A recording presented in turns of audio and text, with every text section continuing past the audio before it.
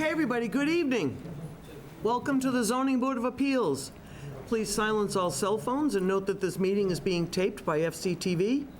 If there's any private party recording this hearing, step up to the podium to request permission. I'll introduce the board and staff. On my far right is Mark Finneran, a voting member. To his left is Scott Peterson, a member. To my right is Frank Duffy, the clerk. My name's Suzanne Murphy, chair. To my left is James Morse, the vice chair. Tony Petrucci, an associate. We have Ashley DeMello, our office assistant, and special town counsel, George Pucci. The Zoning Board of Appeals is charged with applying the state zoning statutes as well as the town zoning bylaws and reviewing and voting on applications. All decisions are made through the public hearing process. Our goal is to hear testimony from the applicants and the public and to allow a full and fair discussion of the project prior to closing the hearing process and reaching a decision. Number one, to begin each hearing, the clerk will read the public announcement for the hearing and read pertinent information from the file. The applicant or the applicant's representative will then have 15 minutes to make a presentation, but time may be extended by a vote of the board. The board will then question the applicant. Next, the public will then be invited to comment. Comment should be limited to 2 minutes and be strictly related to the proposal. All members of the public wishing to speak should wait to be recognized by the chair, should come up to the podium, state your name and address for the record, and speak to the microphone. It will not amplify your voice, and record audio for FCTV viewers. And before we start the first hearing, we have a time where if anyone wants to make a public comment on anything that's not our agenda, you are welcome to come up and make a comment.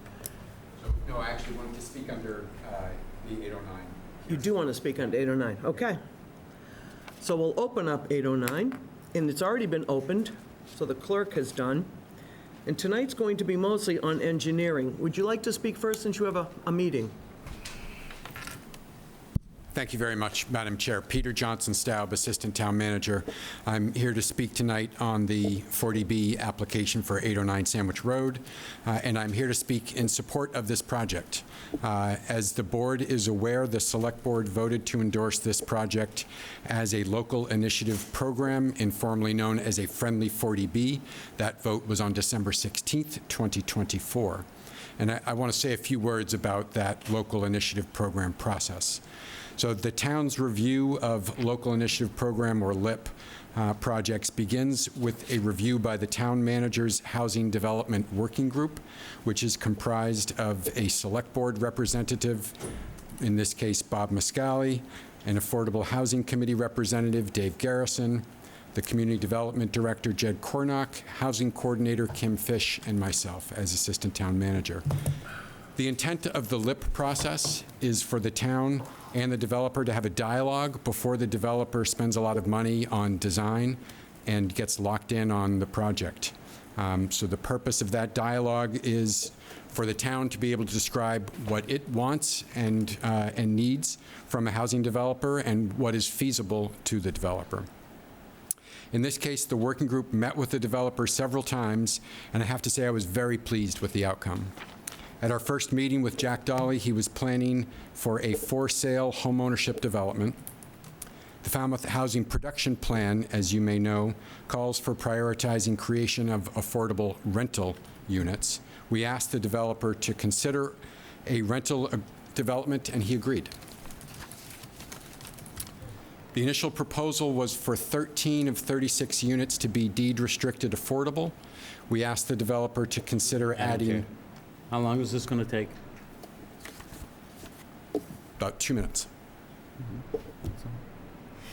Continue. Thanks. We asked for more units, more affordable units, and the developer agreed to add 4 additional deed-restricted units. This is how the LIP process is supposed to work. We arrived at a project that was well-tailored for the town's housing needs, including a mix of 80% area median income units and units restricted at 100% and 110% of area median income. And those latter categories are something that the town has really tried to prioritize, sometimes referred to as the missing middle, where folks were working and earning an income a little bit too much to qualify for 80% units, but still very hard to find units that are affordable to folks in that 100 to 140% area median income. The members of the working group were unanimous in recommending approval of this project as a LIP to the town manager. The town manager, in turn, recommended that the Select Board vote to approve the project as a local initiative program, and the Select Board vote to endorse it was unanimous. The amended project before the board now has reduced the number of affordable units to 11. This is still 2 more than is required under 40B. The Select Board affirmed its support for this project with this project change on June 1st of this year.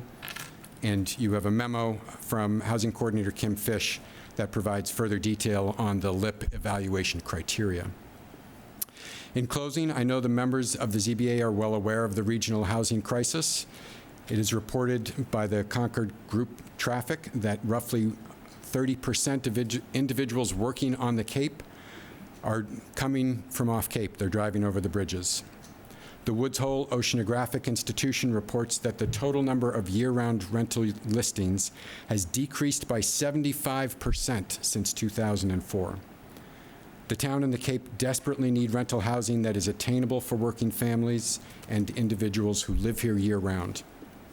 This project makes efficient use of the land available for the development, and it is proposed on a lot that is already cleared. So there are reduced environmental impacts. I urge the board not to attempt to reduce the number of units proposed. We need all 11 of these attainable, affordable, and attainable units. Thank you. Thank you. Okay. So tonight, we're going to review engineering. You had your engineer before, Mr. Santos. I don't see him.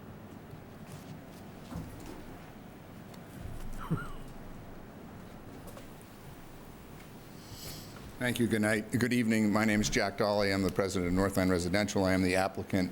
Tim Santos is not here, but Brandon Berry from Merrill Engineer is here, and he can speak to the stormwater management design plan, if you'd like him to. Okay. We weren't going to do stormwater, but I guess we can go over it tonight. We were going to do engineering, being that I know I wanted one of the buildings to be moved, and I felt that if we attacked the plan, that way if there was any revisions, that would give you plenty of time to do that. Okay. We had stormwater for a different day, but we haven't had any stormwater, so we can go, is it a long? Yep, go ahead. Excuse me. I mean, that would be affected by any changes, so it's putting the cart before the horse. That's what I think, yeah. Okay, I'm sorry. It was supposed to be No, engineering. we got, Okay. That's why I'm surprised We can do Tim's not I was led to believe that it was stormwater, but we'll go where the chair would We'll like go. to take the conversation to go. So anyway, we have questions on engineering. I don't know. Brandon and I and Alan can respond to. Okay. the so site- many of the them are, site- The site plan. You're really referring to site plan. Site plan. Yes. Related issues. Yes. Come on up, Excuse me, Barry. Madam Come Chair, on up, before he Alan. begins, Go ahead, Tony. can we put the site plan, everything up on the screen? I can. How do I do this, Ashley? beforehand. Well, we're I here mean, before. whatever you asked, I told you. I'm sticking to engineering. And it'll pop up in this folder here. Everything right here. Great. Let you guys go. I was looking for Santos. Use the black and white. Yeah, use the black and white. There it be. Before we begin, Madam Chair, I have plans, we've been handed several. What is the date of the current version? The current plans that we should be reviewing were resubmitted to the town in April. They should have a revision date of 12/11 on them in the... 12/11/25? Yep, 12/11/25. Thank you. Did you say December 11th? Yes. December 11th, 2025 should be the most current revision date on them. Second one down, you got it. Okay, thank you. Yeah, there should be Do two you want to revisions. do a quick overview for, there might be somebody new in the audience? I know we did this before, but we had a different person. But if you want to do a quick overview? Yeah. So the development, the property is 809 Sandwich Road. It's located along Sandwich Road, obviously, just to the southwest or southeast, opposite the intersection of Hatchville Road. The development is trying to maintain the existing curb cut that exists to the property today. The property currently has a single-family dwelling and a barn structure and is predominantly cleared, as was previously referenced. We're looking to maintain the curb cut to the extent practical, but it is being widened slightly. We'll have a 16-foot in each direction two-way access drive that will have an island separating them to access into the site. As you enter the site, the driveway will go down from the 37 feet total width to about 22 as you travel through the site. Upon entering, there is an intersection to provide dead-end streets to provide access to a couple of units right as you enter. As you continue on through the 22-foot drive, through the rest of the units that go through the site, there is a dead end at the back, but then a turnaround area to provide access and circulation for fire trucks. The fire truck turning on the site has been reviewed and approved by the fire department based off what is shown on this plan. There is a number of units, just get the total number for you. 36 total units on the plan, totaling 90 bedrooms. There's also walking paths and a few amenities for the development as well, including a play area, a dog park, and then a pavilion that would be like a bus stop or mail collection area. Okay. Anybody want to start, Mark? Off the bat. Start in the middle. Yeah. Is that after the commercial? All right. I mean, there's numerous questions here from the review, but I mean, I look at this, I'm just going to be honest, this is how I look at it, and safety is always an issue for me. So, the way I see it, and if you stack this on top of the other project, which they're stacked on top of one another, so you can't do anything about it. From my outlook, and I mean, I have a background in engineering, but it goes way back, you know? The trains were running then. I see this place operating better with some kind of an agreement with the one next door, where we're only clogging up Sandwich Road with one outlet, inlet, whatever. I mean, you can easily turn left into this. You can almost take these and invert them and just move a house or two, and get it over to the other side. But, I mean, we're only just basically starting, and I just, whatever, I'm going to harp on safety from now till it's over. These other details are just, you know, I mean, you don't have all the plans. Depending, if you flip it, it changes everything. But, I mean, I just want to do this in the best way for everyone that lives there and around there. And I mean, like I said, this is just step one. We haven't even gotten to first base, really. So, but I might as well tell you where I'm at, and that's the end of it for now. Certainly. And, you know, obviously, safety is something that we want to address any concerns that you would have, short of interconnecting with the adjacent property or linking the two, because obviously we don't have rights to that property. We can only work within the parcel that we have development rights to. Oh, yep. So we can only work within our property, so we can't directly link. But I mean, the curb cut thing is just, it may very well be just a bridge too far and something you're going to have to, I don't know. It's going to be a long process. Yep. Whatever. I mean, I could end up being totally wrong, but might be totally right, too. Okay. Scott? Just, again, as Mark pointed out, a general theme, it would be nice. We have the proximity of the units to Sandwich Road at 23 feet or so. It's, you know, with a kind of a setback of 35. It would have been nice. Did you ever look at, and I'm not sure that you can answer the question, but were fourplexes ever looked at in a way to kind of densify maybe further back from the road and move back some of the ones that are up on Sandwich Road, or was that never thought about? It may have been. I'm Alan Ackerman from Ryan Associates, Landscape Architecture and Planning. We may have looked at a number of different building types at the beginning, but as was described with the work with the select board and the committee, It moved pretty quickly to a duplex-style model type, and the precedent elsewhere in town, that was an attractive building type to use here. So we went to duplexes pretty soon. Is a fourplex more expensive than duplex? It has On a per other, square it starts foot? to get into other code issues. You end up with middle units, so these live more like individual with daylight on 3 sides, which is a nice Yeah. plus. So, there's a lot of livability.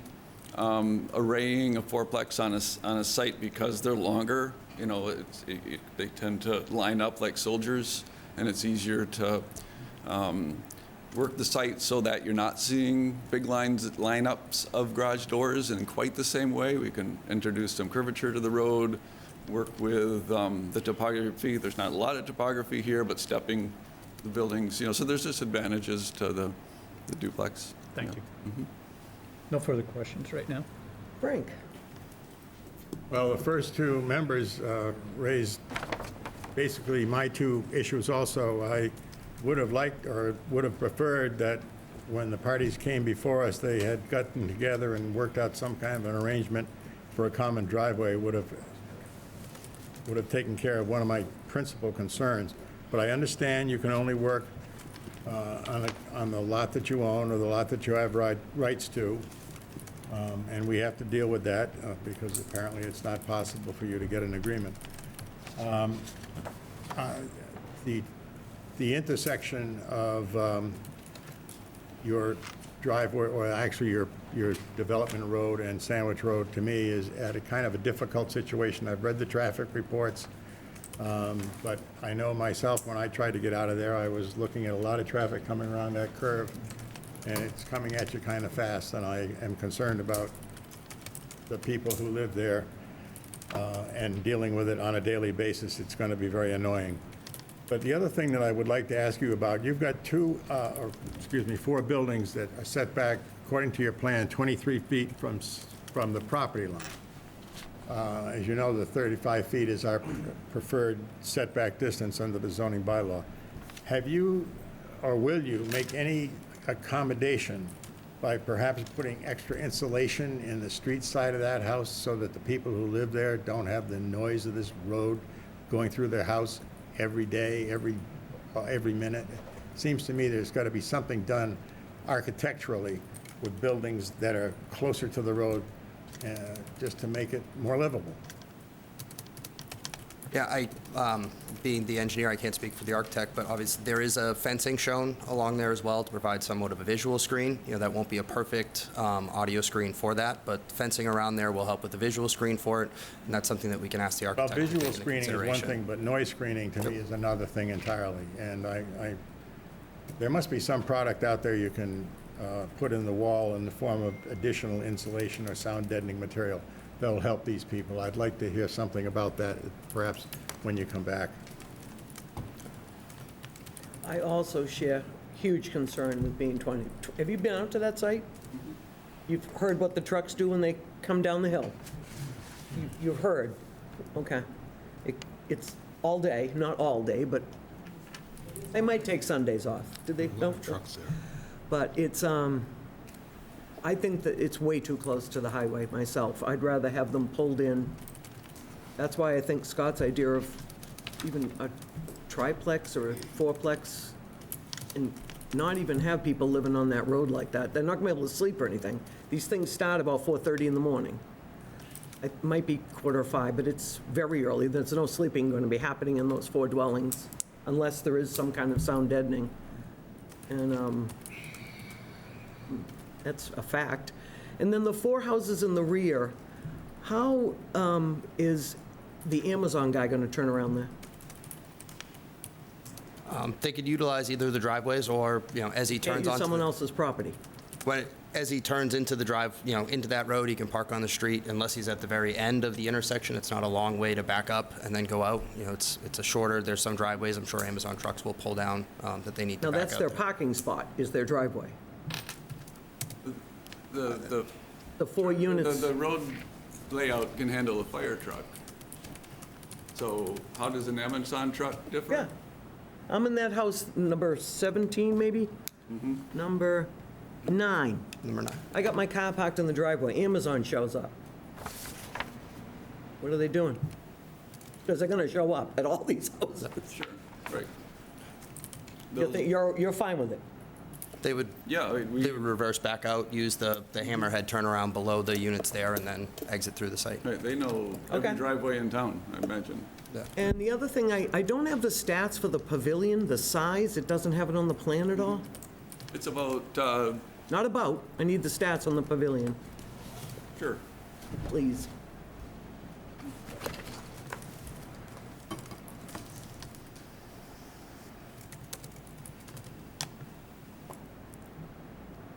sure. that-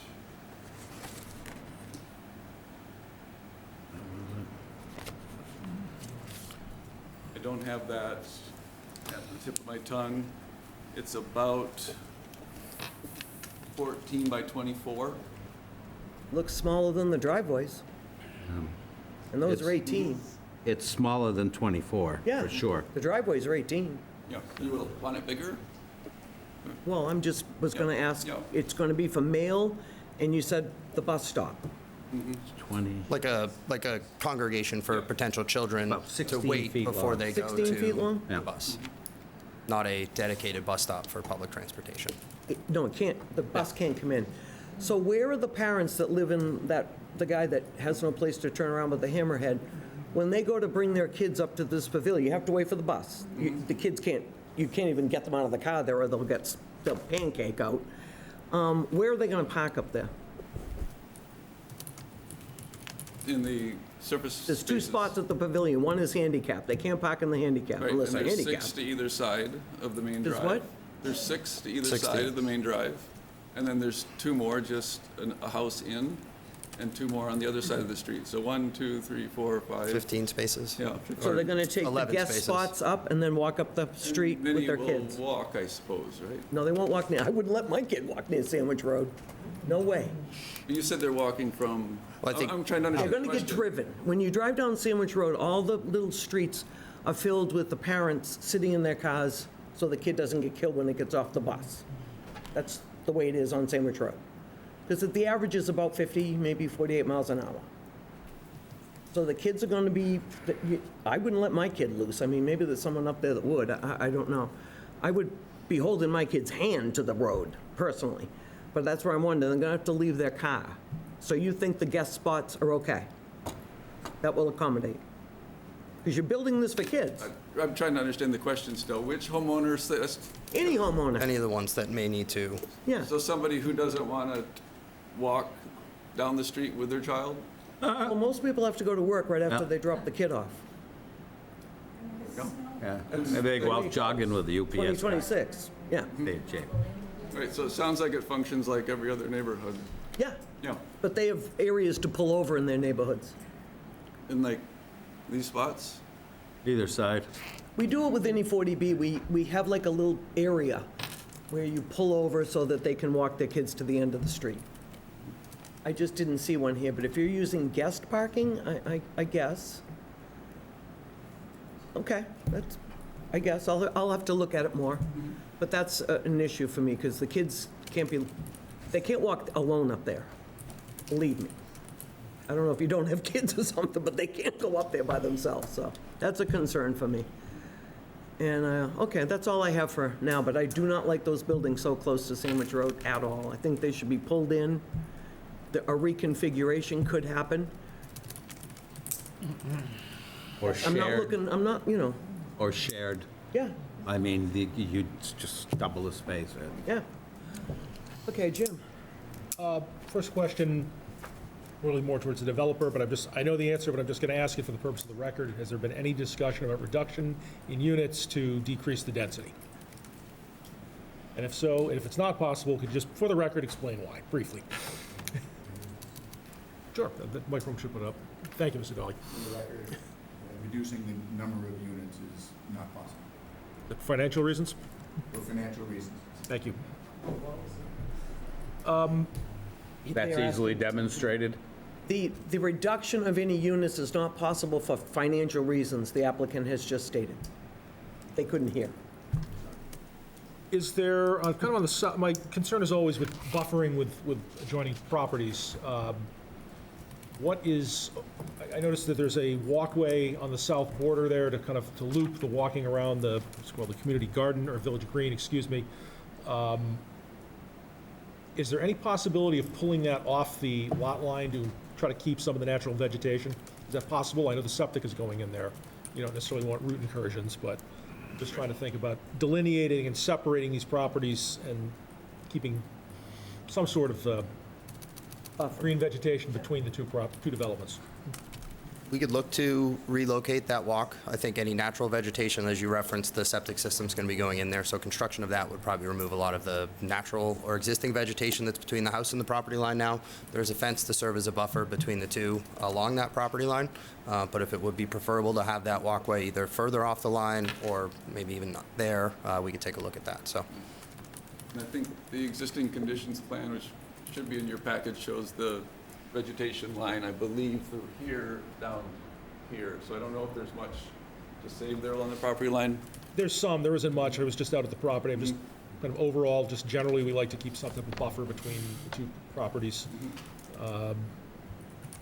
With the density you've got, and we've had some significant snowstorms the last couple of years, what's the plan for storage of snow that accumulates on the property? You don't have a lot of areas. I think the areas you do have look like they're going to fill up very quickly. What's the overall plan?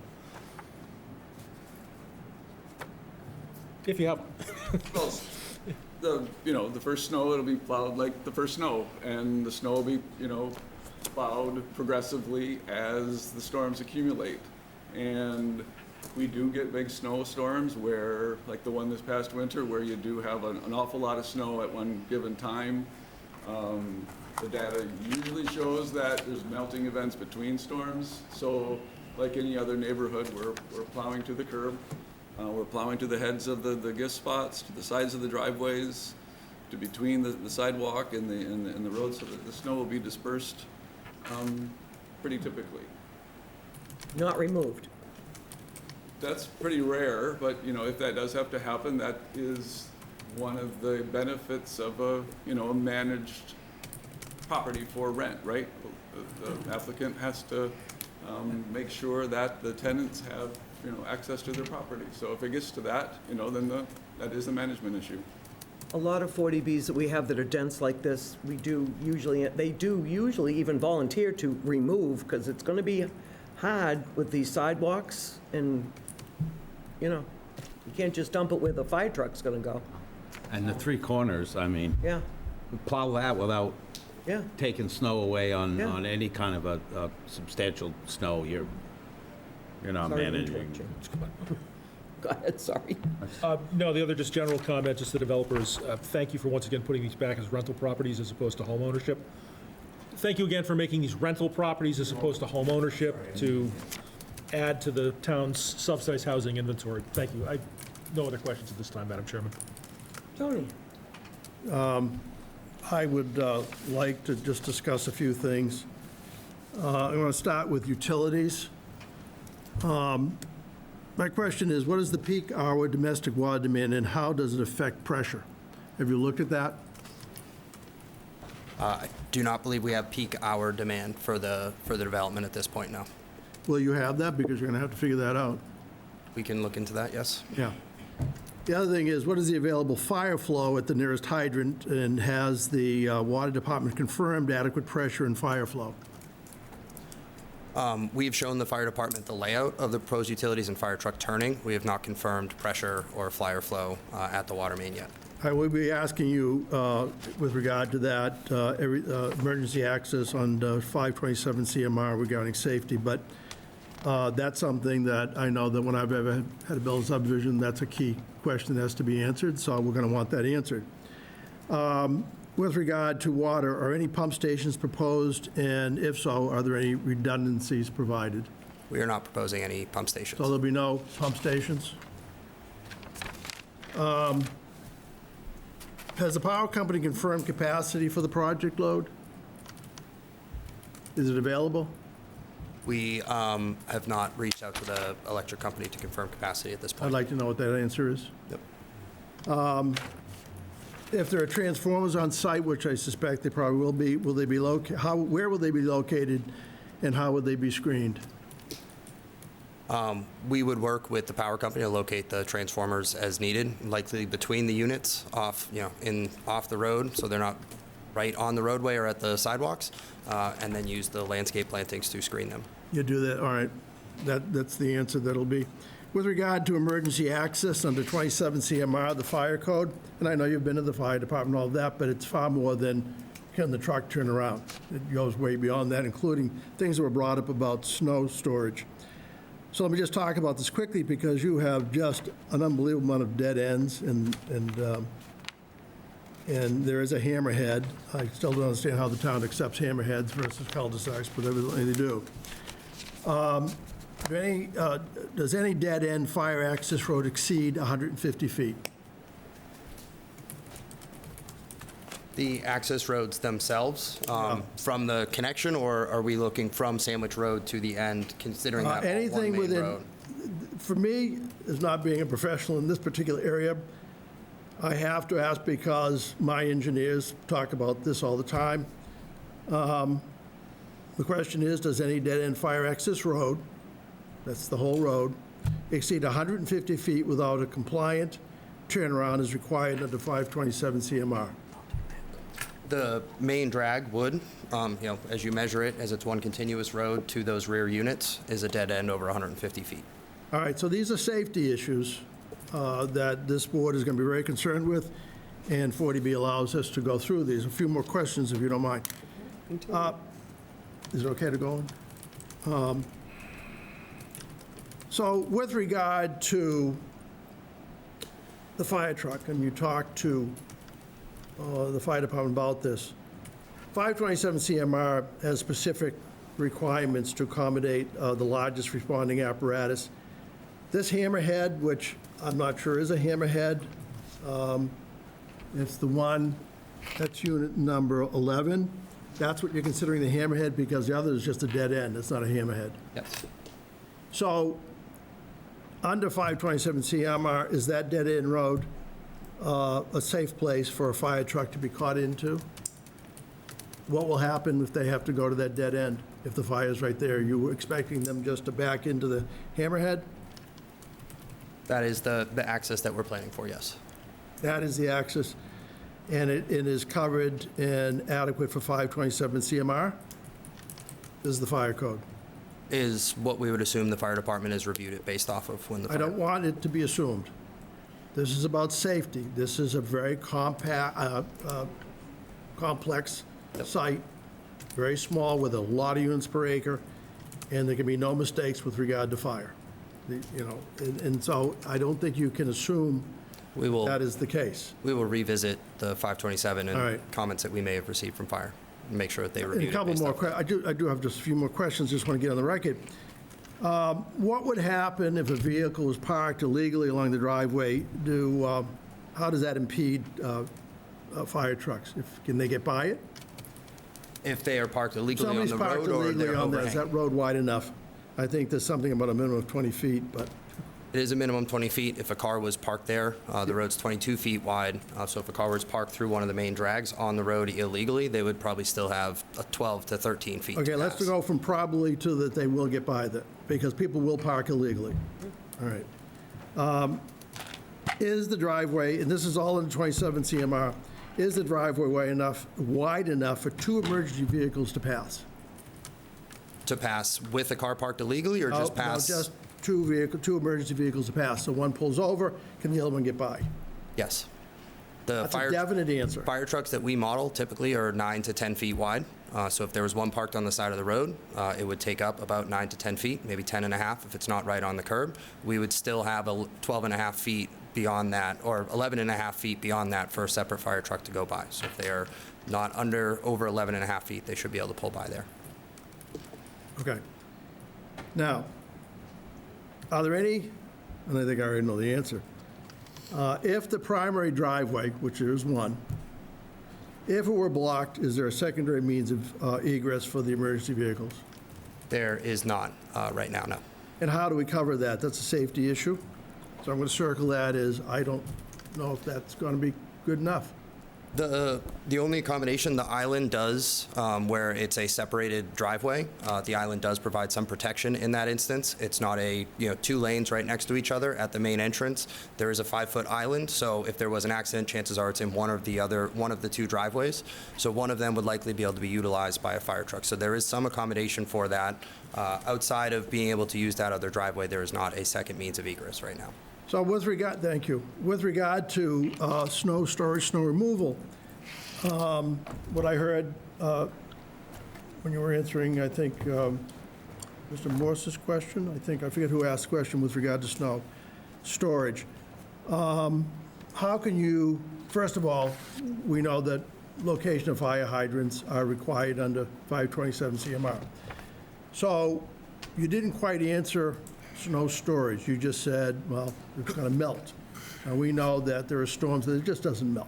Right? And there has to be a plan in which to get it out of the subdivision, which I would imagine that you would hire somebody to take it out in dump trucks. I mean, that has to be the answer to the question, because you cannot block the hydrants with snow plowed up on the, so you have to have a plan as to what you're going to do with the snow and how you're going to keep access to the hydrants.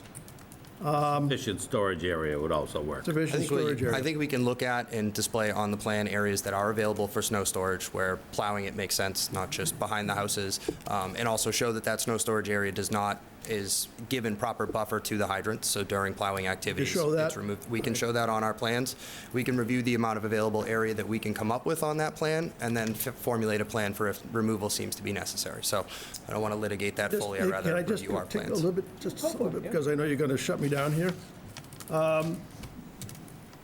With regard to parking, dumpsters, loading, snow storage, as we just talked about, can you identify any kind of dumpster or loading areas that could impede fire trucks that would be on the street, or you can say that there won't be any? The plan for trash is that they will have trash and recycling bins per unit that will be wheeled out to the curb for trash day, picked up, and then removed through a private trash service. So there is not a communal dumpster area proposed on the site. So we covered utilities. Quick question about grading, slopes, and retaining walls. I notice you have a retaining wall that is right up against the property line, and that generally does not work out for the abutter. So let me ask you these questions, and I'll end this. Are there any slopes steeper than 3 to 1, such as 2 to 1, on this property? None proposed. Are any walls within 10 feet of the property line? I think the answer is yes. Yes. How are they going to be supported? How are you going to make sure that they don't fall into the abutter's property? So not being a structural engineer, I can't speak to the specifics of it. The wall will be designed by a structural engineer based off the height of it. It is a fill, our site is the fill side of the wall, so we don't need to put any supports into the other side. They will be the cut side. They will be lower than our site.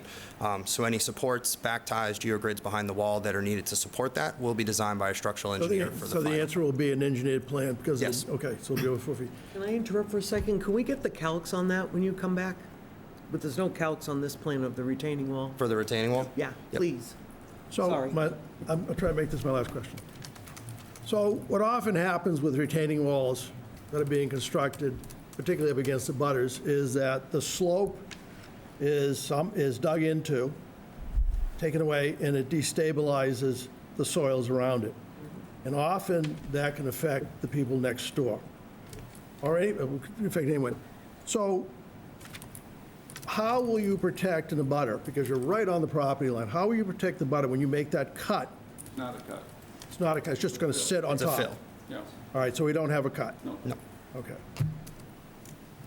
I guess that is, for the moment, I do have more questions, but I'll Hold up. hold on. Anybody have any other further questions here? And just a couple of things. I mean, we're not anti-anything. We just look very closely at things and try to give the town and the people of this town the best thing possible, And we're going to take a much closer look at this than anyone previously has, and whatever, that's important for you guys to understand. But there's a few things with the proximity to Sandwich Road. There's also, as Frank brought up, the sound. There's also with traffic that moves at that kind of speed. There's also a huge dust issue.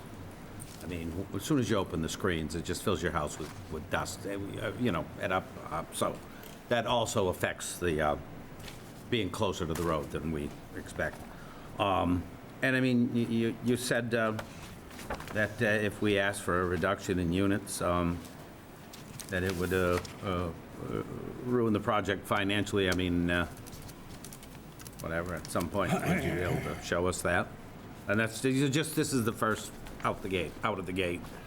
And again, there's an engineering question. If this thing were flipped, is the area at the top of the, just as acceptable for a septic system? In the interest of perhaps having one shared exit in the shared property line or something? I mean, simple, just the septic question. Would it function just as well at the top side of the property? Yeah, we've done soil test pits in the area of the stormwater infiltration systems up here. Yeah, but I mean, let's not, I'm just asking you, if that whole thing were flipped, so the stormwater, so you've done, We've done test pits in that side and found and it's similar soil materials there. topography? Yep. Just curious, how far above like groundwater is that? We did not encounter groundwater down to a depth of about 10 to 11 feet. Yeah, in our but I test mean, pits. anybody have any idea how far it is? Sorry, doesn't matter. I'll find out from somebody who knows.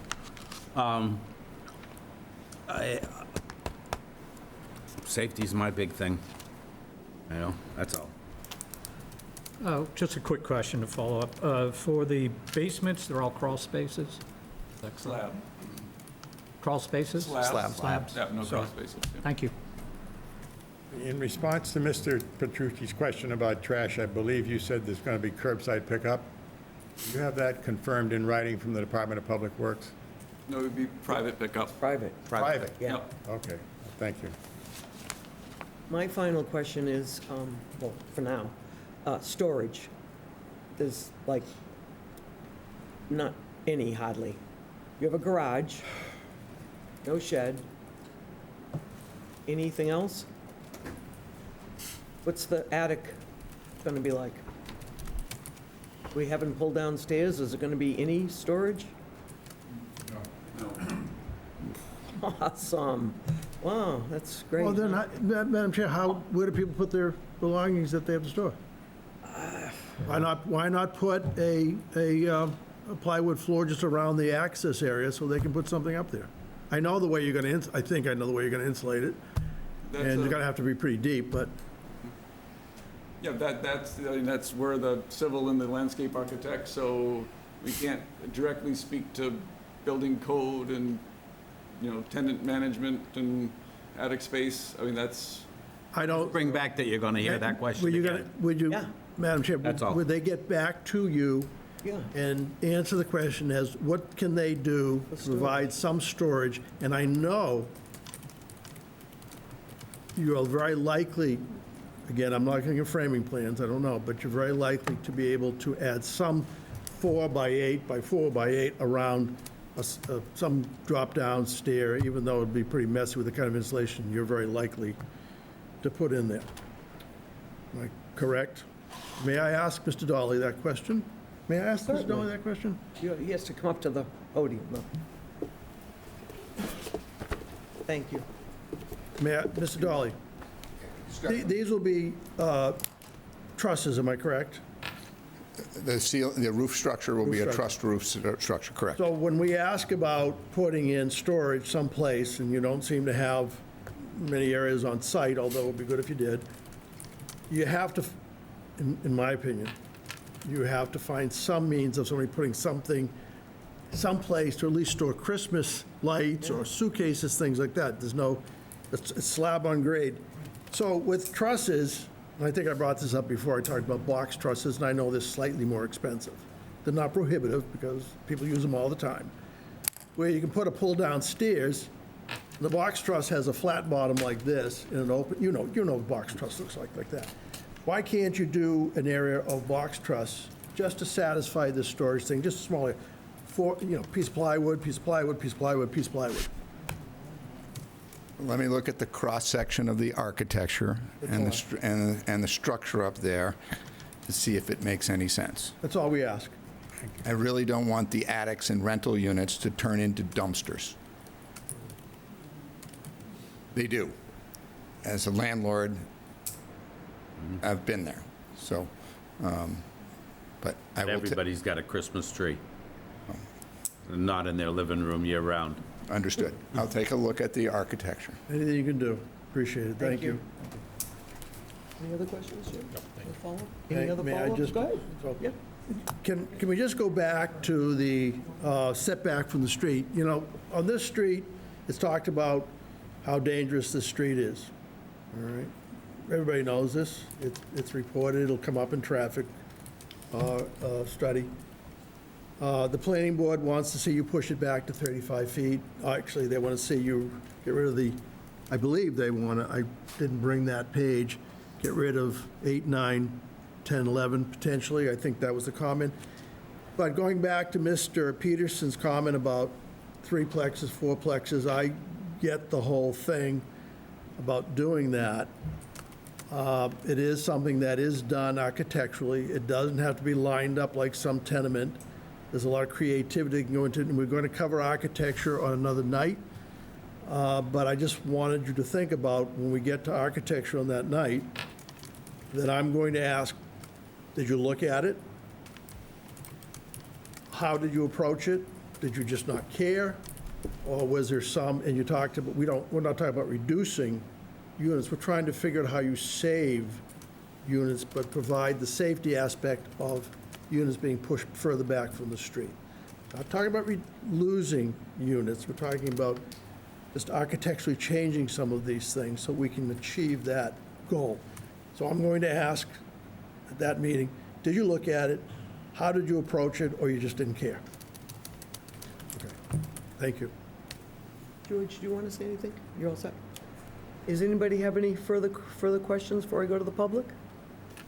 I mean, Matt, sorry, you're the public. So we have our peer review that's going to come up and go over the engineering. That's okay? Come on up, Matt. Thank you.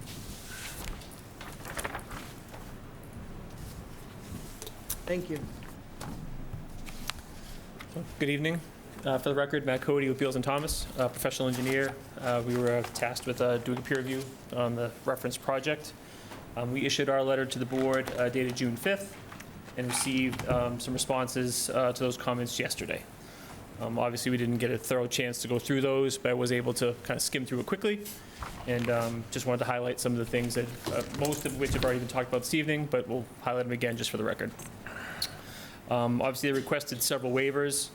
A lot of them administrative, just, from planning board review, and obviously those things that fall into the 40B category, so we're obviously fine with those.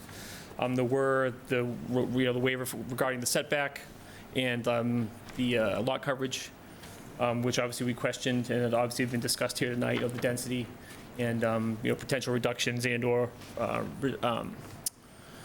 configuration alternatives. We'd look for some information on that. They did request a waiver from a street opening permit, and said they wouldn't need one. The water main work is in the street, so obviously they're going to need one, and that's not something we would obviously recommend you granting. And I think that was echoed by DPW. A couple other notable was the septic system. There were some questions there. It does have nitrification, but obviously we would defer to the Board of Health on the full review and approval of that system. We did question the water system. Again, you're going from a single-family house to now 90 bedrooms. Is there adequate pressure? What are the implications there? The applicants indicated they will work with DPW or the water department on that. We had questioned, again, the fire access. The early indication is that the fire department has reviewed and approved it, but obviously it is tight. ADA, we questioned, they're showing sidewalks without any kind of accessible ramps or anything like that. They said that's something they would add to the plans. We did note that not all the buildings had walkways to the rear, and questioned if that was for a specific reason or not. They said it was more it would be like a unit preference to, some people want more privacy. I guess we would just have assumed that the access to all units would have been the same. But again, we can go through that further as the revisions come in. We'd also questioned like the limit of clearing. Again, their site is mostly clear, but there will be some, implications, as was mentioned earlier, about screening at the property lines and different things. So we wanted some clarification on how much vegetation would be remaining after the site is largely clear. I mean, again, it is largely clear to begin with, but again, as they're pushing out basically to the property line, so what will be remaining? We referenced the snow issue. Again, it's a very tight site. For larger events, how's that going to be handled?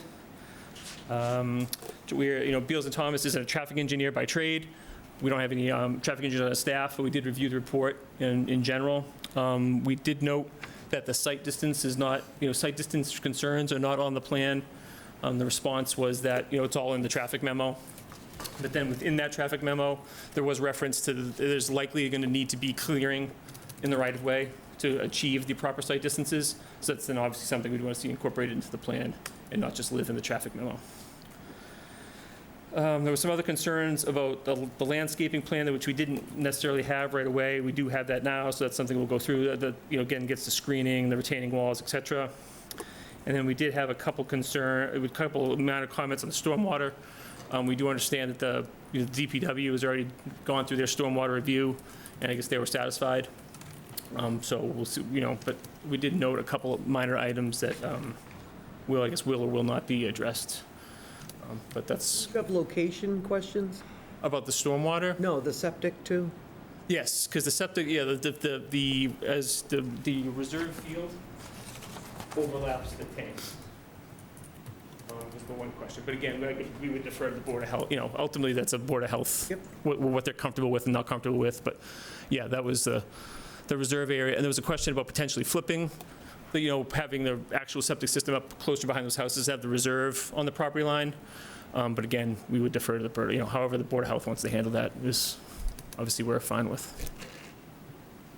Sounds good. Anybody have any questions? Yes. I'm sorry, Go ahead. I apologize. Oh, go ahead.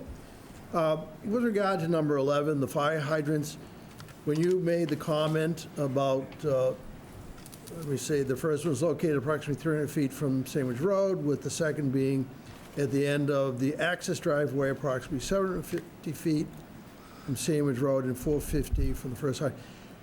When you made that comment, were you referring to 527 CMR, or am I wrong in that? No, yeah, I mean, or just generally, typically you want to see them more even spacing. If you have 700 feet, you wouldn't want like 250 feet and then 500 feet. You're looking for more of a 350 feet between them is more what I was looking for. Is there a specific distance that It's typically per, that's usually a local, and up to the fire chief. It depends. It's like hose lengths and different things that all factor into what the local department has available to them. But typically we're looking at like 400 feet. Would be like a maximum is my typical, because usually you have a 200-foot hose, so it would be the assumption. So from that, you can go 200 feet in either direction. But if you're more than 400 feet, then you're not getting to like that next hydrant. There's a potential gap. So are you saying that it depends on the equipment the fire department has in a particular community rather than the fire code itself? I believe so, yes. But that 400-foot is a pretty standard assumption. That's a pretty typical spacing. And in this case, they have a little bit more than that. Thank you. Any questions? Anybody else have any questions? I guess general theme on the waiver comments, anything critical there that you see that can't be overcome? Just obviously the street opening permit is the big one. And then obviously, the setback has been a concern. So, that's, from technically, can they be 20 feet off the, sure, but it's your comfortability with, that, resulting setback. But from an engineering standpoint, I guess it's obviously been done before. It'll be done in the future, but it's a concern. It's something like, it should be. Usually the waiver process is like, what's the hardship? That you need to be. Can those buildings be removed? The answer seems to be no. But we've also talked about alternative. Maybe going to 3s or 4s, and can those be pulled back? That's the kind of discussion we want to see on that to support that waiver. And anything in the general comments that you saw as critical that couldn't be overcome? No. Okay. Thank you. Sure. Great, thanks. Anybody from the public want to comment? Come on up. Name and address, please. Valerie Harding, 540. Welcome back. Thank you. 540 Old Meeting House Road. Just to clarify, because compared to the last meeting now, we have to accept the fact that all the waivers that the builders have asked for are a done deal. In other words, so I'm particularly... Never accept that. Okay, so I'm particularly concerned about two waivers that have been asked on this project. One is the setbacks of the houses, and my thinking is, well, if there's going to be so much more increased traffic on that road to the point of increasing 362 cars at least going in and out every day. If the state comes along there, I mean, that's 2 cars per houses for the 2 total developments coming out on that little area. So what if the state decides, well, we need to widen that road? What's going to happen to those homes that are 20 feet back instead of the 35 feet? Should we be thinking about those homes as well? I mean, I'm sure Mr. Dolly is investing his money and not expecting to have to find out that all of a sudden, 5 years down the road's going to need to be widened to accommodate all this traffic. The second thing is the waiver for DeCosta Circle, which is, you know, just below the old meeting house on the curve. The town bylaws state that there's not supposed to be any, I'm not using the right words, but any roadway within 300 feet of that area. So that seems to be well within that problem area. Right, yeah. And I'm wondering what will happen there, because I know many of the residents on DeCosta Circle already have problems with coming out onto that road. They don't happen to be here tonight. They weren't able to come, but, okay, good. But there, you know, there is that problem. The third thing I want to say is, we all have been coming for 9 months. Not every, you know, it's been in litigation. But it's been 9 months that our homes have been under this cloud. And in the first paragraph of the 40B application for a developer, it states that they should make contact with the abutters. And I saw at the selectmen's meeting that Mr. Dolly was asked if he had made contact with the abutters, and he said no. It would have been nice if we had heard in the beginning, and even now, from both the developers in question. So that, for me, is a problem, because we're going to still live there. You're going to still have your development. I don't know how it will turn out, but you're still going to have it, because I get it, it's business. But what's it going to be like? And for the rest of us all here in the room, I hope the developer and his engineers notice that we are all faces of homeowners who have lived there for quite a while and really care about our neighborhood. But we don't see the developers acting like they care about our neighborhood. Thank you. Thank you. Come on up, Mrs. Augusta.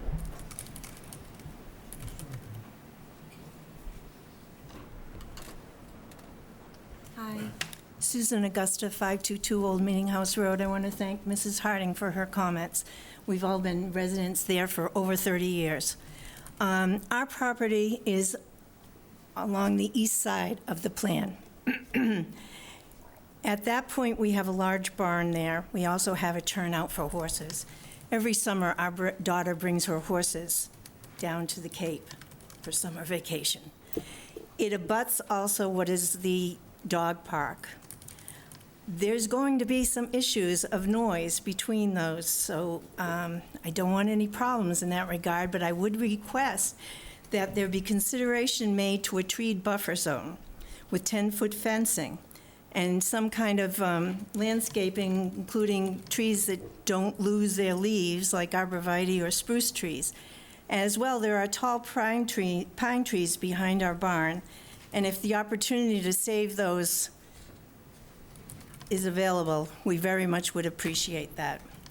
As a school committee member, I want to make it very clear that I'm speaking as an individual, but I continue to have reservations, severe safety reservations regarding the plans for school buses, and I appreciate the members' comments in that regard. And the storage issue is definitely going to be an issue. So thank you very much. Thank you. Come on up.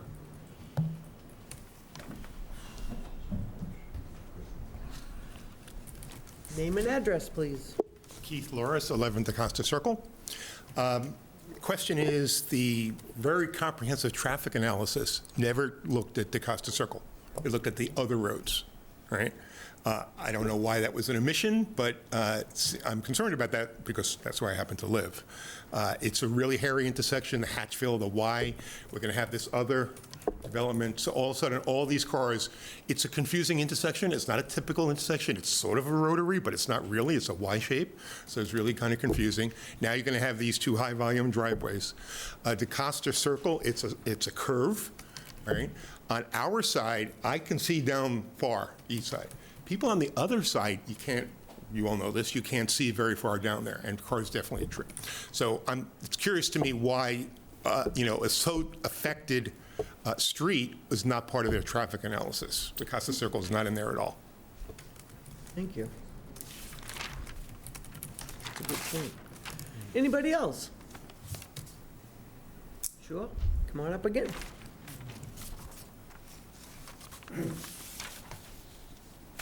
I forgot that I have a petition to submit to the board of 166 people who live completely surrounding the property that have signed, citing concerns mostly about the traffic. And that is our main concern. So I will hand this to you after. Sure. Madam Chair, just in regard to the people in DaCosta Circle and everyone here who's concerned about safety, I see very little chance that these developments will escape without a sidewalk in front of them, which is going to open up the line of sight anyway. But we're never going to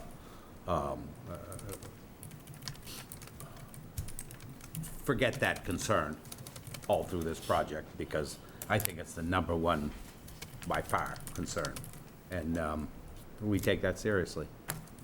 And eventually, there is going to be a sidewalk from Brick Hill Road all the way to 151.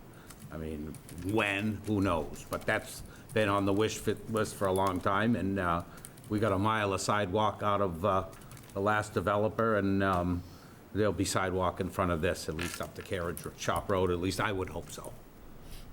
And that's all. We're going to do our best. I feel when we have the traffic person come that we should give him heads up to address the Costa issue too, before he comes here. Yeah, well, I mean, Yeah. we know the concern, and I mean, we drive through there. I mean, they it's just, shouldn't omit a road like that, though. it's a very busy spot for the speed, the average speed, and we're going to mitigate as much as we can, or certainly try and fight, and then we got our negotiation team too. Okay, any other further questions up here? Tony, you're all set? Anybody else from the public? Would you like to address anything? Mr. Freeman, we haven't even heard from you tonight. Playing shy? Don't speak. You know me, I'm not shy. That's why I asked. Everybody's all set? All right, so for homework, next meeting, we're going to focus on traffic. So let's make sure we do include the Costa neighborhood, since it was omitted, and it really is important. It's, yeah, very important. I have storage on my list. You were going to address storage? Not next week, next No, meeting. next meeting. Sorry, not next week. Okay. It's 7:16. 7:16? No. 6:25. Yes, 6:25. So we're going to address storage. We're going to address the calcs for the retaining wall. this is what I have anyway, we're going to do Costa, even though we're just focusing on traffic, we still want the information as soon as you can get it for us. The site distances, we should probably have too, those calcs, right? Did anybody else have any other stuff that we want for the next meeting? To have to do with traffic? Yeah. Okay. Or if you need any kind of calculations that you need up front. Well, we're just not going to limit ourselves. That's just No. going to be the headline. you But know. I mean, just Okay. heads up, we're going to need this stuff at some point. A photometric we're going to need at some point. That's a lighting.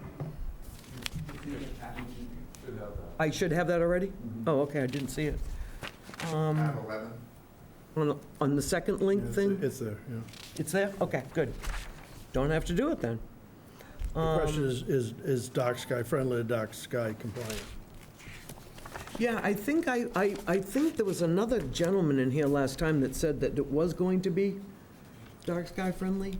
I don't remember his so. name. Yeah. Yeah, Ski Hill or something like that. Yeah. I think that person said that.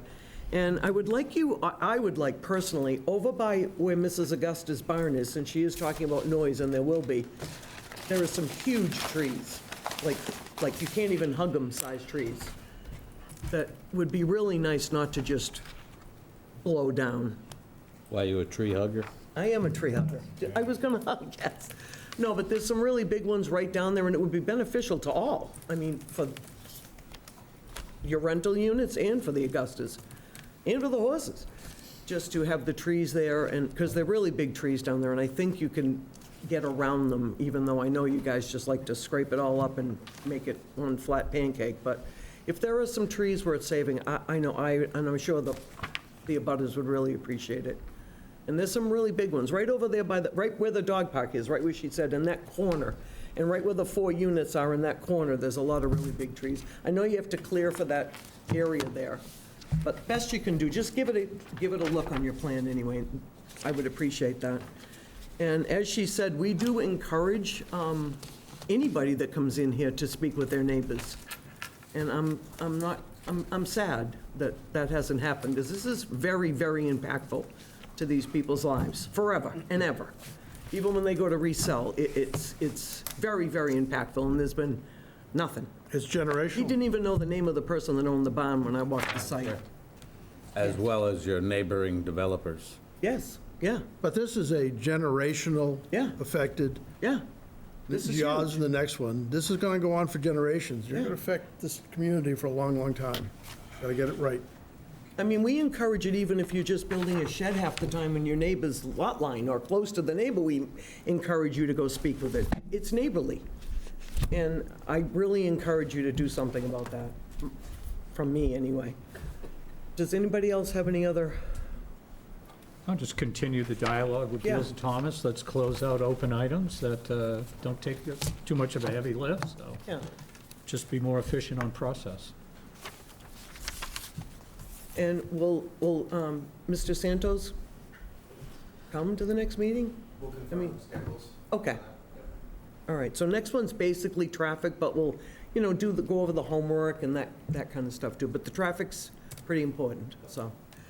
All right, so the next meeting is scheduled for 6:25 at 6.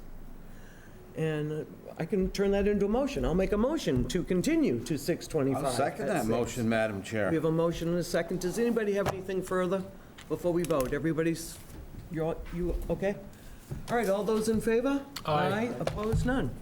Thank you all for, well, don't have to leave, but thank you all for coming. Thank you. Anybody need a break before 8:09? Okay. All right, do you want a break or anything before? Adam, No, let's move on. Chair, will we be able to get the minutes of this meeting? Yeah, ask Ash. He's pretty good about those. Yeah. Ninth is no, not the ninth. Because I can't write this back down, but I'd like to. It's hard to write down right now. Yeah. You are, okay, so, It bothered me to even look at the people. Wait, I might have that. Oh, that's Right, the so- 18th. Oh, yes, I have that. He knows he doesn't have to. It's a human, that's all. We're all still humans here. You know the mic's on? Huh? 18th, okay. The 25th we just got. I didn't say anything. Not the All right, 9th. I'm gonna clear off this section, The 9th right? is going to be, God only knows, I gotta get another one out. July 9th. Do we have a separate traffic report for 809 Sandwich Road, or is this the one that's for 0 Sandwich Road? And Broken Bow I is think also it might on. be, I looked for it too, and I didn't see it. Can I ask Ashley? I found that one today, and I'm like, is this it? And I read it, and it's But zero. but it's not, but it's, Yeah. some of the I think it's comments. online, Frank. You and I don't do the online thing. The traffic, is it online? Traffic for 809. I was wondering where my first copy went. It was stuck I had inside penciled here. That's why I couldn't find 13th it. and 27th, but you don't have Just those getting my yet. stuff out before I start here. Came out on, that's engineering. How to keep it penciled. yeah, I guess I'm I'll look Wait, again. no, wait a minute. Oh, no. Traffic was the Big guy. 7-3.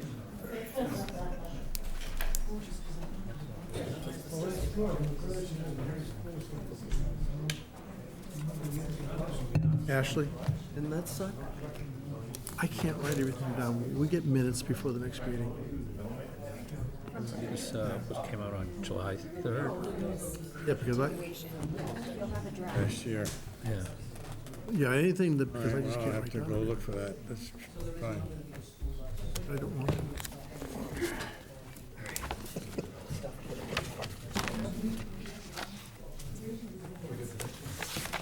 yeah, they're going to be in draft form though. Taken off. I'm ready to call up. All right. You guys got your new stuff out? Yep. Whatever it is. Guess I need glasses for this.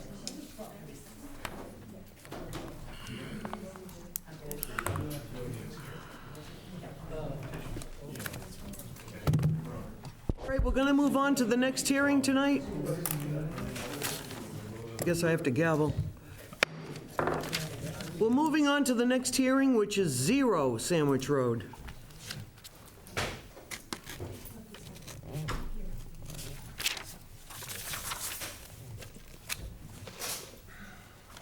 So now, we did open this one up, and I think we'll do the same game plan where there's a general overview. Sure. If that's okay with everybody, could we do that, please? Yes, Madam Chair, and for the record, my name is Attorney Jesse Schomer. I represent the project developer. We're prepared to do an overview presentation tonight. I'm a little unfamiliar with your technological setup, though. Can I plug in a flash drive or my computer, either one, to put that up on the screen? Ask Our Ashley, IT she knows department will everything. help you. We know the rest. Thank you. What was your name again, sir? Jeffrey Schomer. Schumer? I didn't get it either. It's up there. Thank you. And you can just use the mouse. Thanks, Sir, we didn't Ash. get your name correctly. What is it, Schumer? Yes, Jesse Schomer. It's SCHOMER. Oh, Schomer, okay. It's variously pronounced either Schomer or Schumer, and I'll respond to both. Okay.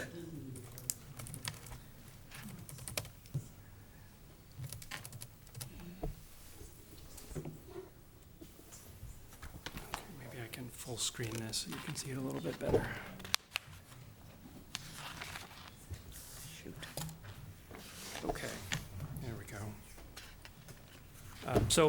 Thank you, board members.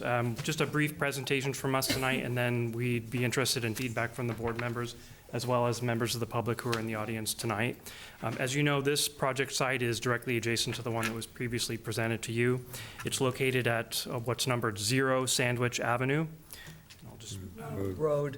I'm sorry. Okay. Can I ask you one question? Sure. Were you here for the entirety of the last hearing? The majority of it, I would say 95% of it. So many of the questions, we're taking copious notes on the issues that you all raised, members in the audience raised as well, so we'll be You prepared. took our general temperature. All righty, that's good. Understood, yes, yes, sir. So this parcel, we are proposing currently, the previous proposal before the board was for 50 units. It's been modified since we were previously before you. As the board will recall, There was a safe harbor claim with respect to this project that has since been resolved by the Housing Appeals Committee. The revised project is proposing 62 homeownership units as well as 2 additional parcels that we're proposing to either donate to the town, the Affordable Housing Trust, or to a nonprofit for some additional affordable housing units. I thought your application was for 60 to the state. Correct, and we've been in contact with Mass Housing about that.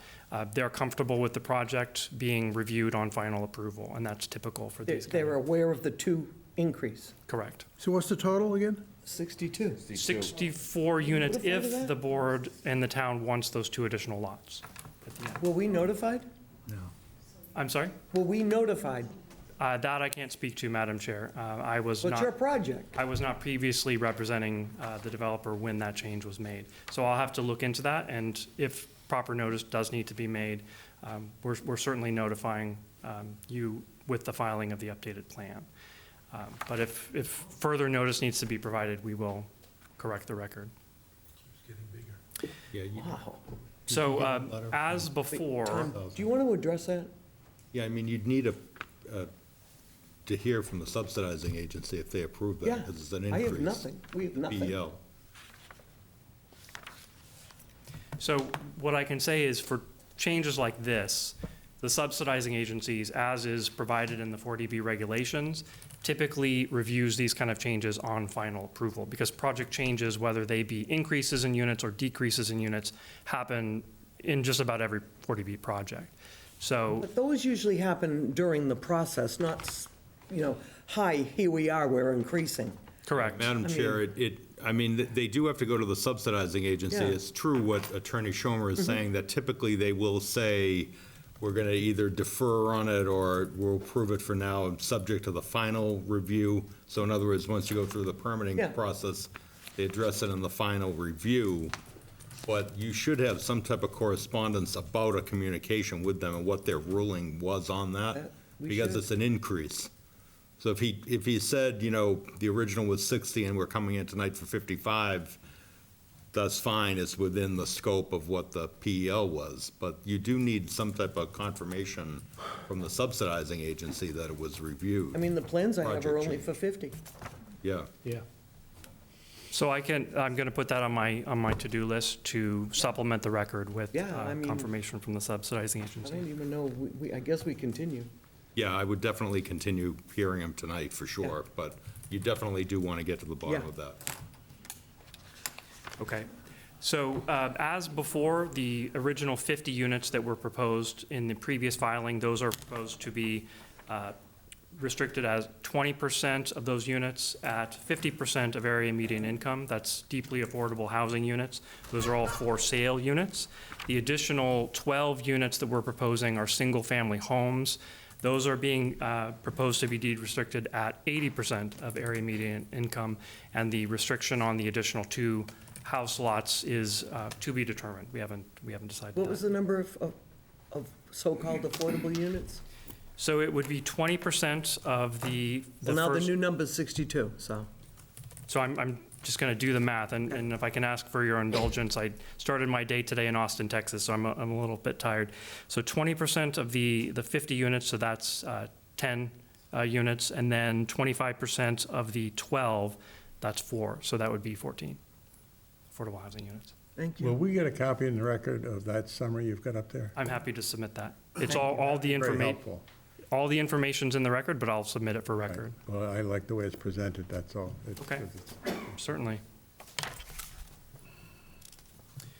So just moving to the next slide and make sure I didn't skip any, and I did. This outlines again what I've just gone through, the 62 units and the 2 additional house lots at the rear, as well as the project history. And I'll move on to the overall town site plan. I put in star here. This is the project site. The development that you were just reviewing is the parcel directly adjacent there. And we did hear some of the board's concerns, as I noted to you, sir, regarding that project. What I'll note is this project is approximately 50% of the density by land area of that compared to that project, so it's significantly less dense based on the lot size. As you can see, it's significantly larger lot, and that is with the proposed increase in unit count. We are also, I would say, open That to. doesn't affect our major concerns. Understood. We'll go through those at length, I'm sure, during the hearing, Count on it. and do our best to address those. With respect to the driveway, we are open to a conversation with that developer about perhaps a shared driveway. There does also. And a shared property line would benefit the both of you and make the whole thing better. A lot better. A lot There is better. potentially also, there's an opportunity to provide some through as a secondary access between the properties, but this is a conversation we'll have to have with that developer. And as I said, we're open to having. Or even if we got inside and turned left and right. Yeah. I mean, that would certainly, and then it would make the bus situation, because we don't know where, I mean, Yeah, just but he just added. all of it better. Okay. Do you think that's possible to have that conversation prior to our next hearing? Perhaps an initial conversation? Okay, that's fine. Or at least maybe approach the developer next door. Sure. And then, we understand this is right in the very beginning, and we just want this thing to be as good as it can be for everyone, especially the people in this room. Understood. Do you have a set of plans for us to even look at? Those were submitted to the board, I believe, a week ago. That's what you have. This has the 62 units on it. Dated June 1st, 2026. Correct. But it doesn't have, do we have a set of plans with all the units on it? You do. This has 62? That's them. Oh, okay. Yes. Where are mine? It's dated June? June 1st, 2026. No. No. Where'd you get that? I'm special. Mine says Yeah, well, we August. know that. Mine says August. That's all It right. says we can- August 2025. You're gonna, you'll have anything up there that we need. Yes, Get us through yes, the I- initial. Yes, Okay. yes. They were handed out at the last. And I looked at the traffic others. study. Suzanne? He says, huh? I mean, I just This went is through crazy. what was listed, the project that I have is a 50-unit project. Yeah. Yeah, know. that's, well, we have. Crazy. I don't know where Tony got it, but he's got those. All right, I connections, found you know. something. All right, so this is trash, right? This We is need trash. to get, I don't know what you've got there in front This of is a you. 50, I think we can get through this And as long thing. as you're very explicit. yeah. We can submit additional paper copies for as many as you need, so that everybody has one. I can't read it on the computer. I'm Yeah. blind in one eye, can't see on the other. I would, That's the current. if you can, Suzanne, I'd try to clarify tonight. I've got a 50-unit project. I went through Yeah. everything in detail of what was posted online, and Ashley just gave me the updated one, but that's the 50-unit plan. I did the same. I did my And homework on so I don't know 50. what's What's the date on that? the August plan. Yeah. August that's the one I 25. had. And if- That's what we have. Yeah. So What's the date on your plan, Tony? June June 1st? 1st. are you looking at the 809 plan? No, Smithfield Village Comprehensive Farm. That would be embarrassing, no. I found mine. It was attached to that. Look by that lump of traffic stuff. That's where mine was. All right, so we need the 62 plus 2. Yeah. Wow, this is crazy. So Put it all So in they there? all have what was submitted, I believe it was last week. Yep, on the 4th.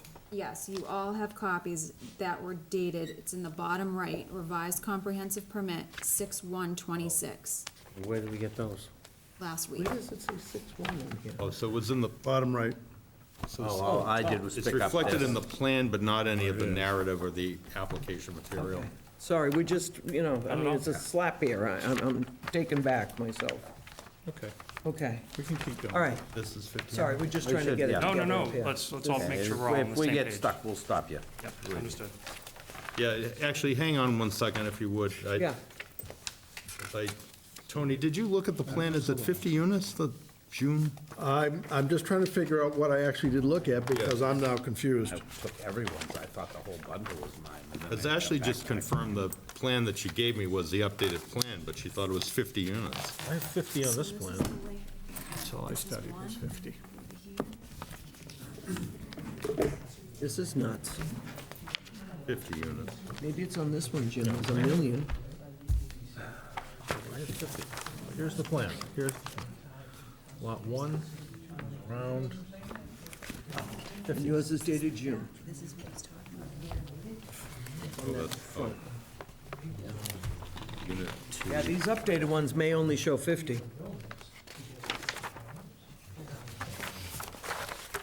Do you know, Jesse? I Yes. mean, we can, There are two parts to this. One is page 3, and that shows the 13 units. And then there's page, after that, it shows 50 units. So we have both sets in here. Yeah, so it's a little confusing. Mary and Joseph. All right, so page 3 shows 60 maybe? My page 3 doesn't show 60. 825. Maybe this one is page. So one of one shows 13. G1 of 1. These are really oddly marked. And, well, C201 shows 13. C201 shows so that's the, No, that shows more. 1, 2, 3, 4, 5. That's 14 lots on C201 there, so that's the 12. So this is additional 14. Plus the 2 houses that we're looking at doing. That's sheet 201, C201, and in which my, is only half a plan. that's the rear part of the property. So the front part of the property, So I'm Is supposed to attach it C200. to, Can you put that up on the screen? yes. I can. Because we need to get on the same page here. Yep. So to speak.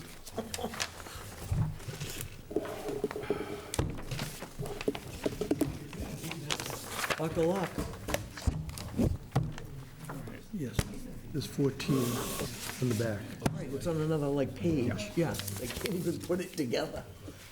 I do have it all, Ashley. I have it all. apologize. It was with that traffic. You sheet didn't set. tuck this into my Wait a thing minute, without it's me with the seeing. traffic plan for, Yeah, did you find yours?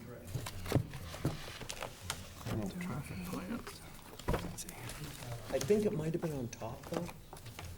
I don't know where mine was really. So this is the plan, the 6-1 plan that was filed last week.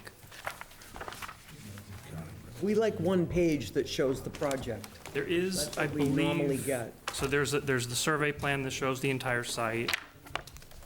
And here, We can continue. we'll just Plow through. get going and see what happens. You can't put something like this up there? we can put that together. We'll speak with the engineer and get you everything on one sheet. It'll be a smaller size plan, I just want to see obviously. the plan. Understood. The way that they did it was Crazy. on 2 sheets. So I'll make sure that they get that in the plan set. Here, Frank.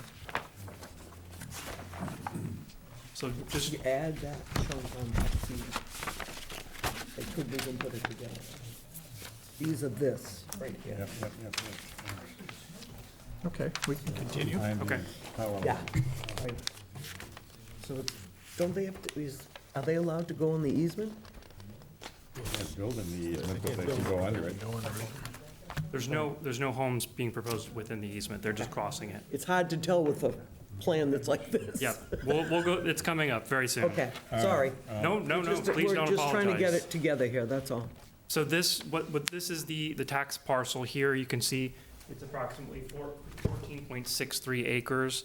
That's over 3 times the size of the adjacent parcel that was the previous project that's being proposed. Have you been to the property? I have been by it. I've not been into. have not been inside? Property. I have not been into the property. Single access out on Sandwich Road.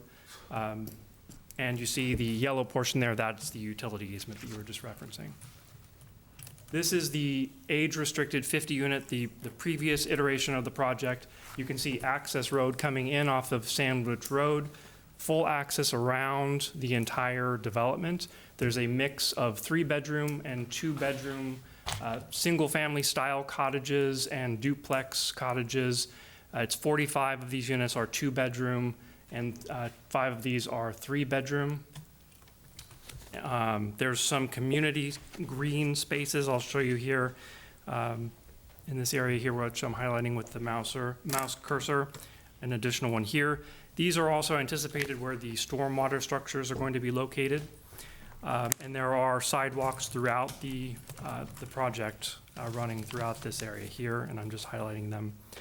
So it'll be walkable for the residents.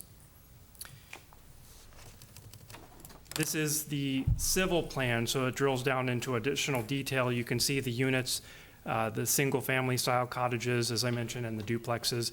There are some cut-ins that you'll see in the road. These are guest spaces. They're all around the development site. The roadway itself, the paved width of it is 20 feet. The actual roadway width, the layout of it is somewhere, it looks like it's about 40 feet, perhaps 42 feet. So there's some additional space there to widen the road if the fire chief feels that it's necessary to do that. But it will be fully compliant with all fire code requirements. And as I mentioned, this portion of the project has full circular access, so fire vehicles coming in to access any of these homes will be able to go in and around the site without needing to back up. So the cottages, as I mentioned, they're single-family homes and duplexes. I'll show you the layouts and the elevations. These are the proposed elevations. The cottages, single-family style, garage facing, they're all 2 stories. Those are the duplexes down there. We have 4 unit types for this portion of the project. And these are the floor plans showing you here. Garage entrance here, front porch, master bedroom on the ground floor. These are all age-restricted units, so it's important that those units all have a master bedroom on the ground floor.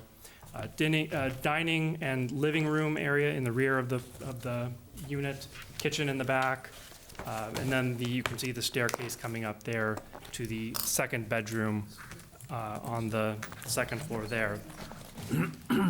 This is unit plan B, similar layout, also 2-bedroom. Unit plan C with the master bedroom up front there, loft and bedroom on the second floor there. Are those gray areas porches? That's, it looks like that's residential area below, but it's not a full story. It's like a half story in that area. So there's no porches proposed back there. Upstairs isn't as big as down. Yeah, Okay. Do they have basements no, on Yeah. slabs? I believe so, yeah. So no more storage? Wait, sir. Go back to that one. Come up if you're gonna ask, sorry. Any chance of storage going into a knee wall there or whatever, however that works? No, obviously, it's much That's- lower. Something we can look at, perhaps there's some area on these parcels for little sheds, that sort of thing. But these are really I don't see that happening. No. These are really intended to be smaller, sort of starter homes. And these are deeply affordable units, restricted at 50%. You said they were, for the elderly, not starter homes. 55 plus. So they're, Most people start a little younger. Start being 55, I'm I- waiting. I take the point. It's, the idea You can have is, both. yeah, the idea is, and I apologize, I misspoke using the term starter home. It's smaller homes for folks of lower means. And we would expect them to have less of a need for storage in that case, but it's a point well They're taken. gonna have to start getting used to not having storage in this Well- starter home? I'll take the point and we'll ask the architect to take a look at that, where we That's the can kind of find some things we do. additional storage. You saw us before. I did. We were taking notes back there, too. So this portion of the project, this is the rear portion. I'll just come over here. This is the utility easement running through the site there. We've got an access road going to the back. These are the 12 single-family homes. Those are all 4-bedroom units. It's a little bit small. These 2 are proposed. How many square feet are those? 4 bedrooms? 4 bedrooms. That's what For they're the, being for proposed. the elderly? These are not age-restricted. No. These ones are not. Yeah. Oh, No. another twist. Yeah, let me just. Goodness gracious. Let me just clarify for you, Yeah. because, and again, it's good to be with you. I'm George Pucci from I'm KP glad Law. you're I'm your here. counsel. Yes. So on that issue of the change, you did actually get notice on the 809 one. Yeah. And what happened on that one was they made the change. They wanted to go from the rental to the ownership. Yep. Yep. The town raised an issue with the subsidizing agency, and then they reversed the change. So they didn't end up with the change. So in that case, you actually did get a notice Yeah. from the developer that was to the subsidizing agency, copied to the executive authority. And so I just wanted to tell you, because this is I don't mean this in an argumentative manner, but it's obviously a substantial change with 4-bedroom units That it is. added that are not, 14 units. not 55 and up. Right, Changing. Some money grab. to also a 50-unit Sure is. project. So I just want to just tell you, and I know Jesse too, I can speak to him, when we're outside the hearing, but I'm just going to advise you and the public as well. If the applicant desires to change aspects of his proposal that would affect the project eligibility requirements after it has received a determination of project eligibility, and remember, their project eligibility letter is for a 50-unit project. It's actually for 60. 60. Their original is for 64. 60. No, it was for 60 even. The original one. It was. And then he went down to 50 after the hearing, Okay. or during the hearing. So they shall notify the subsidizing agency in writing of such changes with a copy to the department. That's the old, they used to call EOHLC, the Department of Community Development, and the chief executive officer of the municipality and the board. So you should have gotten notice of that change to the subsidizing agency. Then and what Jesse was saying earlier is, oftentimes the subsidizing agency will defer, but and this happened in 809, it says, if the subsidizing agency finds that the changes are substantial, it shall ordinarily defer any review until either the board has issued a comprehensive permit or the application has been denied and the applicant has lodged an appeal with the committee, at which time the subsidizing agency shall reaffirm, amend, or deny its determination. But there's an exception for that deferring, and that's in a parenthesis that says, except if the applicant, the chief executive officer of the municipality, or the board request otherwise. In other words, they can provide notice to the subsidizing agency that we think that this is a substantial change and you need to revisit the project eligibility letter. So that process did happen in 809. And what happened in 809, after the executive authority raised an issue that they objected to the change from the rental to the ownership, then the developer ended up going back and withdrawing the requested change. So there should have been some notice to you, of the change, if this is a substantial change from what was presented before you before. I mean, to me, just on my preliminary review, it looked like a 50-unit project to me. So this would be a 28% difference.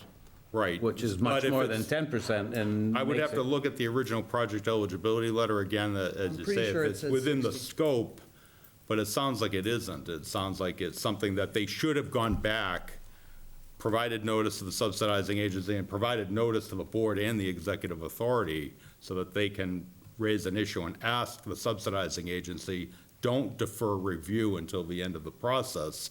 Review it now as to whether it's a substantial change requiring you to change the project eligibility letter.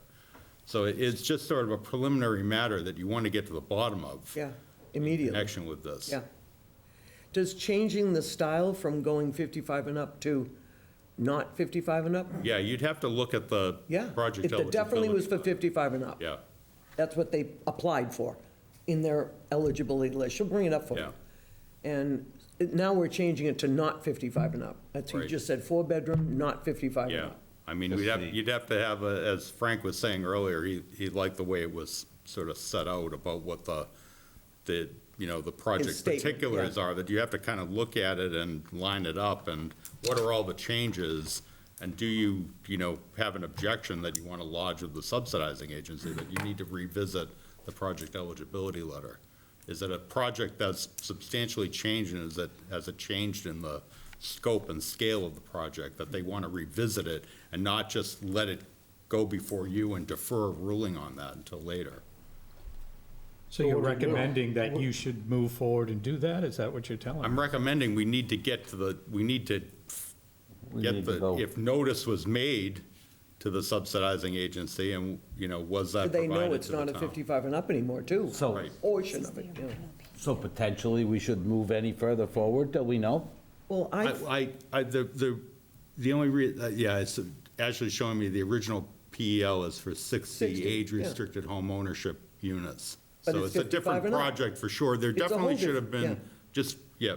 That's the other. There definitely should have been notice to the subsidizing agency and with a copy to the board and the executive authority of the select board. You should have had the opportunity to go through the process that they did on 809. Having said that, I don't recommend that you just clear the room I out think and we we should wait. hear 'em. Everybody's Yeah, shown no, up and I let's, agree. Yeah. cover as much substantive ground as you can. Yeah. But let's definitely get to the bottom of this issue, because you definitely Okay. have to. Thank you. Madam Thank Chair, you. may I just understand something? Sure. So what we now have in front of us is a 50-unit, age restricted 55 and up on the front portion, and we have a 14-unit, single-family home subdivision at the end of it now, two of which they're talking about donating to something, I don't know what. And they are 80% AMR, all of them? Correct. Every one of them? Correct. All 14 are what? 80% AMR. 80% of AMI. For sale. Okay, That's Yes. substantial. okay. So we all confer with Attorney Pucci, and I agree, we do need to get to the bottom of this. If we need to supplement the record with the notice that was provided, we will definitely do that. If we need to provide additional notices, we will definitely do that. What I will say, the board does have the right, as Attorney Pucci correctly noted, to ask the subsidizing agency to look at this change now. What the subsidizing agency is doing is looking at a project really from like space, basically. They're looking at, is it an eligible developer? Is it an eligible site? Do we have control of the site? Are there major issues of health and safety that would be apparent from a single site plan that would impede the development of this parcel? So we can go through the process. We're happy to do it. You're entitled to it. I've never seen the subsidizing agency say no to a change like this. That being said, that's my I've never experience. seen this kind of thing happen either. I mean, the only, I don't want to go tit for tat. The Yeah. only thing I would point out is I agree with that generally. 809, it definitely happened, it mattered. Yeah. You object, well, I advise with town council, we advised the executive authority. They notified the subsidizing agency, and the developer ended up withdrawing that request. Right. So even though the subsidizing agency will typically defer, you want to exercise your rights under it, because Don't have too it many. had a substantive result in the 809 Sandwich Road matter. Exercise our rights. Okay. Mrs. Augusta, do you have a quick question? You got to come up, please. You got to come up. Thank you. Sorry. Procedural? Would this mean, Susan Augusta, 522 Old Meeting House Road, would this mean that the abutters on Bittersweet, were they notified? Oh, good point. We don't know. Good question. Wow. No, they wouldn't have been. No. So is it properly before us if people aren't notified? That's the thing, that you have to go, I mean, right, if they didn't, I mean, to They'd the have a good lady's argument. point is, if they didn't know about that part of the project before, maybe they don't keep showing up. And unbeknownst to them, there's something that could potentially affect them. So that's why, If it's a surprise to us, it's Yeah. a surprise to them. they could maybe not be coming because they don't know about that. So we just deferred to the people that are here. Why aren't we deferring to those people? but if it's not properly noticed, that's It a is. problem. The original, the project was properly noticed. What has Not to as occur. presented. Not as presented. Correct, but they have the right to make changes. They just have to they have to provide the notice to the subsidizing agency. But now they- Unfortunately, the abutter wouldn't get the notice that No, they the would not. the No. commenter is saying, but the town would. The executive authority would get the notice, the board gets the notice. You have the right to say to the subsidizing agency, we want you to, act on this now. We want you to deal with the project eligibility letter. And then it would, depending on the result of that, it would become part of the public process. You'd have posted online that this is now a 64-unit project with the updated plan. So, but even then, it assumes a lot. It assumes that those people are watching, the project and seeing if anything changed. Good question. So it's not great, let's put it that way. I don't love it at all. In the original notice that went out to the public, it's 300 feet from property lines. Right. Yes. Now, the property lines here have not changed, have they? They have not. So anybody within 300 feet of the property line got notice, Was properly noticed. and whatever happens inside the property after that is not subsequently noticed again. But Yeah, they but weren't right, that's properly not noticed. subsequently noticed, but to the commenter's point, it's, if you're in a butter Yeah. there on this part with the extra 14 units, and you looked at the original plan, you may say, hey, this is not my problem, I've got plenty of buffer, and you don't pay attention to it ever again. I understand, but the original notice that went out, but if you notify everybody within 300 feet of the property line, you've covered yourself on that aspect. Right. Correct. You're right. All right. But if we look at this, I mean, are we, I don't know. I certainly don't like what's This is back. doing, this is bad. Yeah. Wow. So for the legal notice, as you No, mentioned. the legal sir, notice is cool. Legal Yeah. notice is fine. Yep. There's no prohibition for the board if you feel it appropriate to issue new notices to abutters. That's something you can do. If you think that there are folks behind this area of the site that would be surprised by this, they would not. They'll be shocked. They would not have received a notice if they're not here tonight. All of those rules that we're looking at are within the realm of a non-substantial change. But what you have here is 14 times 2 is a 28% difference on a 50-unit project. I mean, the math's pretty simple. And I think we're out of a gray area into a no area. Do we even have elevations for the houses? We do. For the new ones, for the Yeah. 4 bedrooms? I don't have them in these plans, in the 6-1 I thought plans. you had everything over there. I'm lying. I believe these cover the new houses as well. I'll have Oh, to get. they're just the same thing. Same. but- I'll but- have to get confirmation of that, but I believe that's accurate, yes. Well, I don't even know what questions to ask. Wow. Yeah. Yeah, I mean, we're going down the same No, road it's we a very went with the preliminary presentation. They're I gonna can have ask to- a good question. What's the distance from the hammerhead at the new 4-bedroom houses to Sandwich Road? Hammerhead? That was a hammerhead. You see it down there? The 4-bedroom This one down people get there. a nice, yeah, from there to The Sandwich linear Road. distance from Sandwich Yeah. Road, I don't have that figure Oh, on here. it's got to be 800 feet. Yeah. It's more than Linear 150 distance is feet. 120 feet. Is it 150? Well, no, you're talking about the Vision? That's hammerhead only on itself? that part, that's not on everything in front of it. That's all the way back by the power lines. Yeah. That goes all the way Past to, the beyond the power lines, it goes Right. all the way to Bittersweet. And none of those people are here. I But feel bad for the bittersweet people. So what that, to the point that was raised regarding the previous project about fire access, the state fire code requirements for turnarounds cannot be waived by the board. We're required to comply with them for all 40B projects. Just note that there's some additional room here. These lots can be rejiggered if they need to be, to make some room for a turnaround. They've been rejiggered tonight. I'm only making the point that it's, if the fire chief feels very strongly that there needs to be a more robust turnaround, it's So the possible, fire chief hasn't seen this. These are all, not to my knowledge. Yeah, I mean, you need to restart that process because We're gonna have to do all Maureen and brand new Ashley are very referrals. diligent on seeking the town department comments right at the beginning. All brand And all new the town referrals. comments that you have are on the other plan. So you're gonna have to reinitiate that process, Yep. very important. you'd think that with all the time we've had,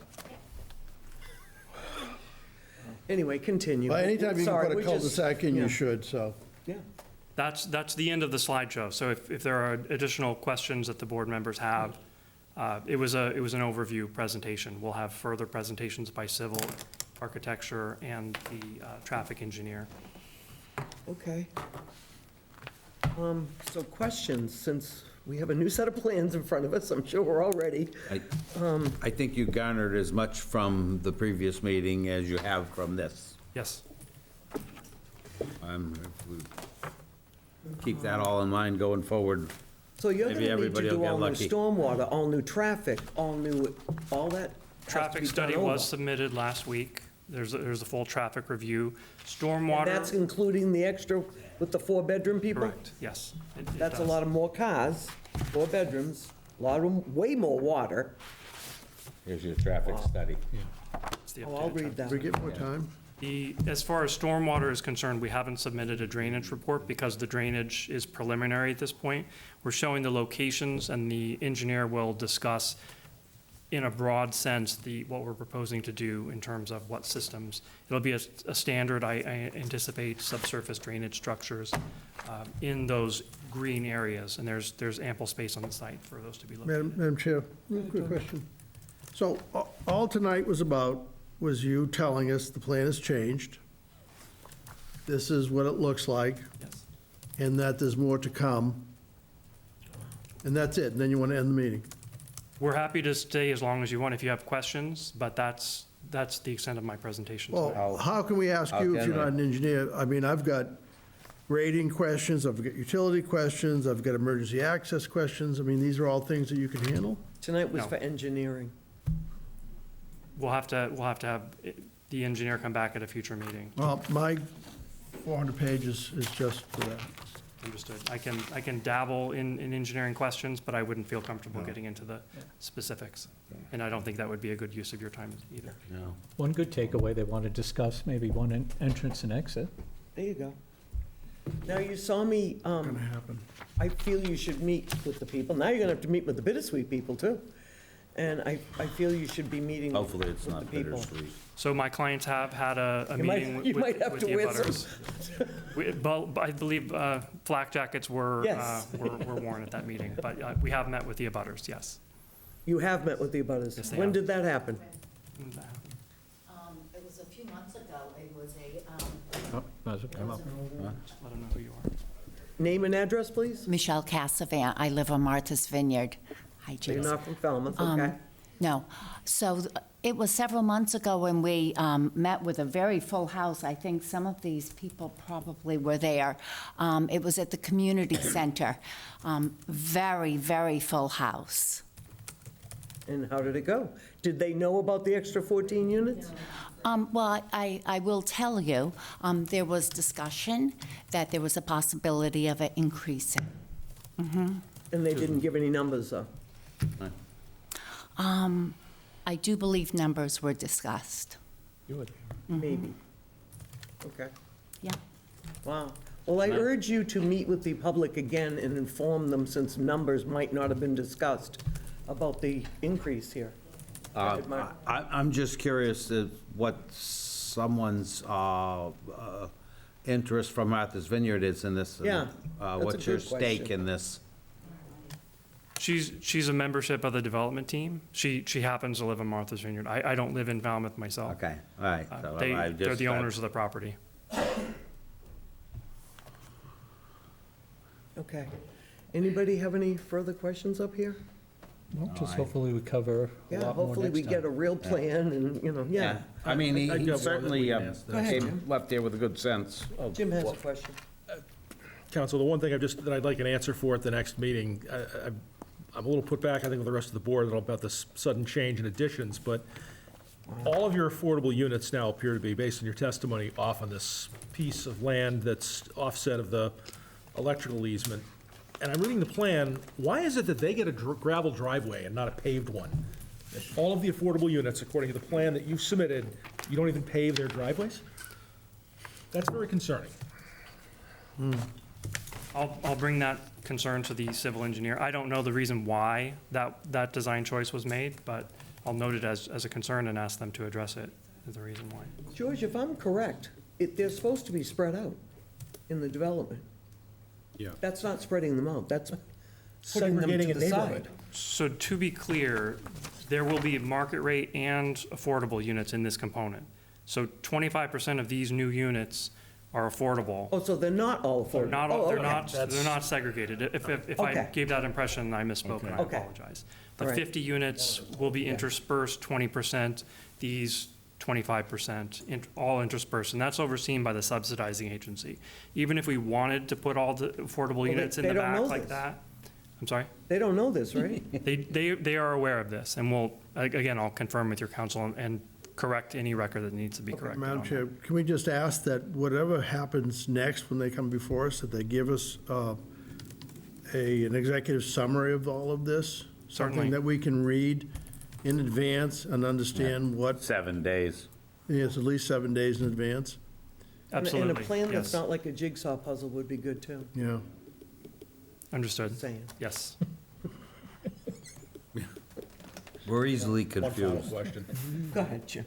As am I. Counsel, is there flexibility with the 55 age restricted issue? And the reason I ask the question is that I'm hoping the development team has read the town's housing production plan. Restricted housing is the last thing that Falmouth needs. There are numerous age-restricted projects in this town, some are condominiums, otherwise. The town is desperate for housing, and then taking a significant amount of the working age population being ineligible to apply or live is just, it's not helpful. So I don't know what their flexibility on that is, but it's kind of the last thing that I think Falmouth needs right now is 55 restricted, more 55 restricted housing. Good point. That's why you didn't get the lip. I'll discuss that with my clients. I don't know if there's flexibility now. So just to make sure I'm clear, you would prefer. Now as opposed to when? I'm sorry, I didn't. You said flexibility now. I don't know if there is or not. I don't want to commit one way or the other. It is your right under the CMRs, it's your right to put forward the project. My personal feeling is I would prefer that 55 restriction be struck from the entire project, but I understand you have a marketing plan and so on. It's just giving a little backfeed based on the town's local needs. Okay, that's good feedback. I appreciate that. I was a little surprised to hear it. Usually, communities do want the age restriction because it Keeps kids out of the school system. kids out and of the there's school costs, I system, understand, less but traffic. But the 21 to 55 demographic is the one that is shrinking rapidly in this town. understood. Okay, I'll take that back to my And clients. Suzanne, to Jim's point too, it's helpful if a developer looks at the town department comments and has a reply, like, and that you schedule one of your topics at a future hearing date for developers' Referrals. reply to town department comments, because Jim's comment is clear, I saw that in there as well, from the housing director. Right. About the 55 That's why they plus. didn't receive a lip. Yeah. They but didn't want 55 and up. What I'm saying is you want to schedule at some point in time, just like you schedule a discussion on Yeah. civil engineering, traffic, have a developer's response to the town comments that are in Yeah, there. so we'll get you the referrals as soon as we can. Thank you. May I say one more thing, too? Yeah, go ahead. One of the things I do find very disturbing is to get a traffic study like this unbound, and it's very difficult to review, and somewhat disrespectful to the board when we get these things. So the next time, we're going to have an engineering report, well, an executive summary, plans that we can understand. We're going to have, I hope, some peer engineer, has a peer engineer been, may I ask this, has a peer engineer been hired? And the peer traffic engineer? Working on it. Yeah, I think the Process. traffic, we don't. I mean, Have they it's put just- any money in the 53G account? We need to do peer review. These things have to all be taken care of, because we have nothing to talk about if you don't do these things. I mean, that would come after they make their presentation Presentation. from their project team, so. Right. But can I, Madam Chair, may I Yeah, just say this go stuff? ahead. We're trying to get through this and understand this quickly. Sometimes you just kind of have to do things. All right, you know we're going to look at the engineering, stormwater management, all that. You know we're going to look at traffic. Just get the peer engineer done. We have no objection to that. If you Well, just get it done. Put are the money in the voting- 53G account, get it done, let the town hire who they got to hire, so we can keep moving on this thing. No objection whatsoever. I agree. And just don't throw these things at us like this. Yeah. My apologies. It wasn't intended as disrespectful that they're not bound. I think Madam it was- Chair, Go ahead, Mark. and I'd like to add to this, and I added it, Sandwich Road. This thing isn't numbered properly. It's not bound. What happens if one of us dumps this on the floor like I did with Sandwich Road? Yeah. I mean, maybe that helped me go through it as much as I did, but it's really, I don't know if we should amend the rules we've been going through Well, we there, are gonna Jim, have a and I haven't traffic- gotten back to Jim with it. I'd like to thank you very much for taking the initiative. We are going to have a traffic night, so maybe they could do a condensed version or something. But I mean, it should be known that in Yeah. the future, I mean, we're looking for, Yeah. you know, numbered from 1 to 630 or however many are in here. I mean, this is, Can tell you that the traffic study does have an executive summary in the front, and what I'll do after the hearing is I'll confer with the traffic engineer and ask him to put together bound copies for all the That board would be members. great. Yeah. Or at least something And that- numbered. Yeah, properly. numbered The would way be he great. presents it, 1 to 173. Because even with an executive summary, I go back and I look into the report at, you know, certain impacted areas or whatever. If I want to go back, there's no way I can find the same page in here. I mean, and to be honest with you, I think sometimes they do it on purpose. In this case, it was a function of. Oh, yeah, okay. In the other cases, it was, yeah, right, okay. I just woke up. Anyway, it's easier for us, and I mean, we should be considered in this somewhere along the line. What is he charged to do besides engineering? Everything. We're going to do Everything. everything else, okay. I think we also want to report on the attempt to communicate with the developer Dolly next door. I think, as far as I'm concerned, one single entrance serving both of these would make both projects better. Work. Yeah. A lot safer. And there isn't anybody who does up these 150-page or whatever that doesn't know that's absolute fact. And come on, All right, so we're we all got to continuing. get through this. Right? Well, I'll ask, does anybody from the public want to comment on this, what's happened here tonight? Good to see you again, Mrs. Keep a Hart. civil tongue in your mouth. Okay. Valerie Harding, 540 Old Meeting House Road. This is a smoke and mirrors show. Yes, we did have a meeting after pressuring Mr. Cumming. He came. He was very contentious. He did not like hearing our concerns, and at which point he told us that because we had stalled the project, he was going to punish us by increasing the density. And he told us he was going to increase it to 60 units, at which point several abutters walked out, realizing that there was going to be no talking to him. He really did not want to hear what we had to say, so we tried very hard.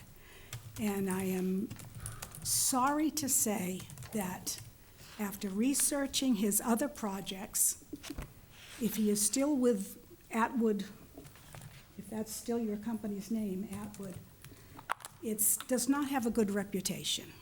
They have several projects before the Vineyard, and the Vineyard, well, has quoted, the town of Oak Bluffs quoted him as misusing the state 40B bylaws. His traffic study history with the Vineyard was not done in the summer as requested, and he has had a history of, quote, not filing all the needed reports in a timely manner. When we went to walk the property last November, he and his lawyer had agreed that the walkthrough would, and the proposed roadway would be cleared for foot traffic, and it was not done. So the development of this project, this property, is very poorly planned. Yes, we need homes for young families. Mr. Cummings stated at the first meeting that these homes were going to cost $1 million. He stated that they were going to be homes for 55 and older because he had studied the needs of Falmouth, and that the needs of Falmouth were that the people could sell their own homes and downsize into his $1 million homes. To my mind, that was a very ridiculous way of reasoning. I don't know anybody who's going to sell their home in Falmouth and move into $1 million home to downsize, let alone that it doesn't have any storage, no basement, and live within 10 feet of their neighbor. It's just not realistic. He used the same slide presentation he used for us in 2017 for his presentation to the Vineyard for several developments. Really? Not even a new slide? To the Vineyard, he quoted the same so-called study and used the same reasoning that older people would be selling their homes to younger people on the Vineyard. Therefore, I contend he never really studied Falmouth's housing needs or situation. If he had really studied Falmouth, he would have noticed how many young craftsmen are traveling to the vineyard from Falmouth every day. We see these craftsmen parking their vehicles at the harbor, or they're from over the bridge. None can live in Falmouth or on the vineyard. Same for teachers, police, and hospital workers. All of us here, most of us here, grew up here. We know how difficult it is to get a house here and make a living.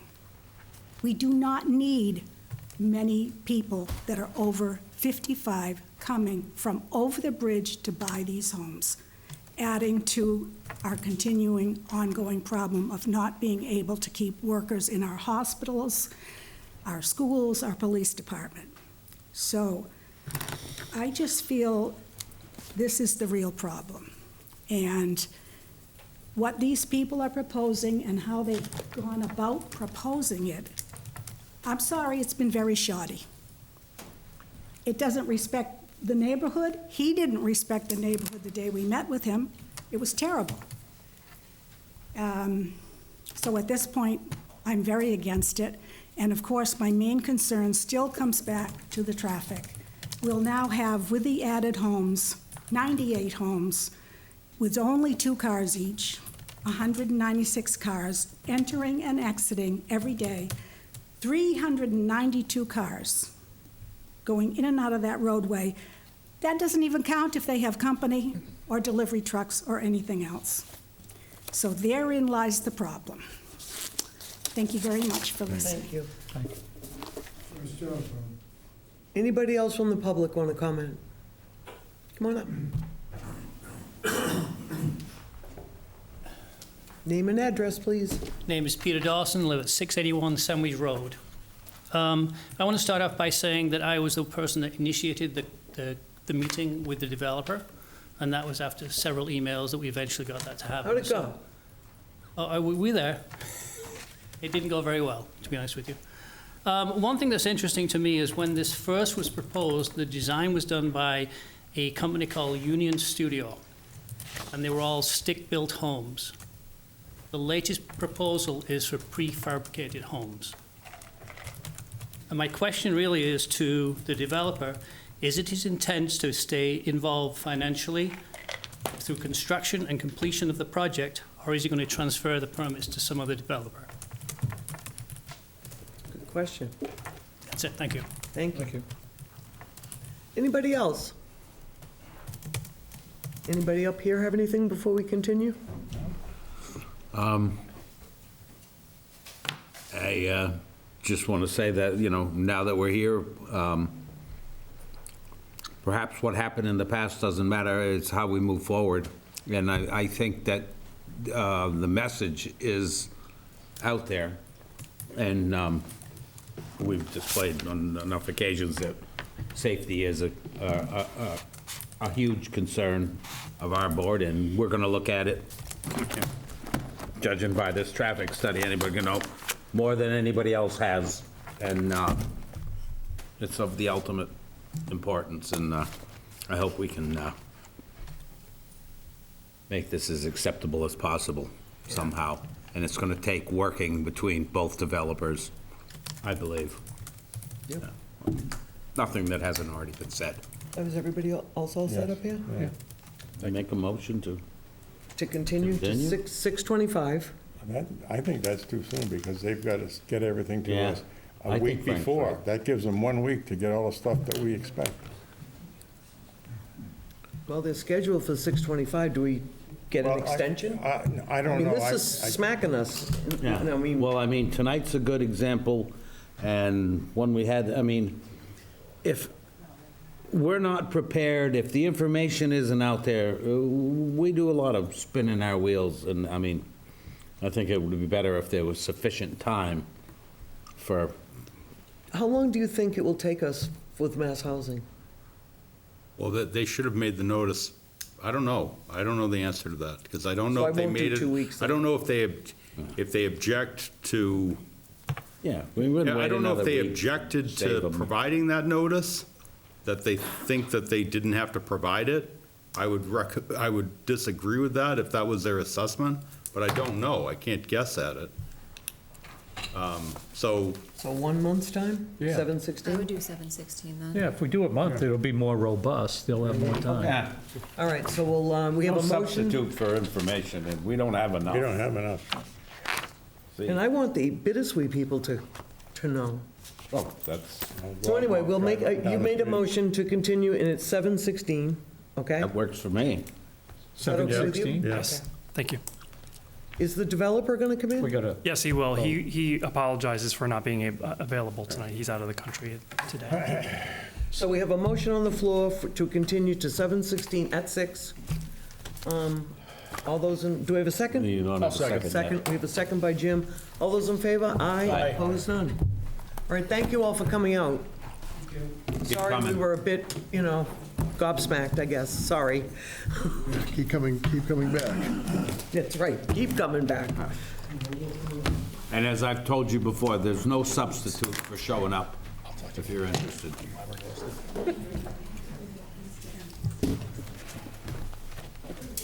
Do it. You have to hold the it. 25th is just 8:09. Oh, give give it it to to Frank, Ash. the clerk, Ashley.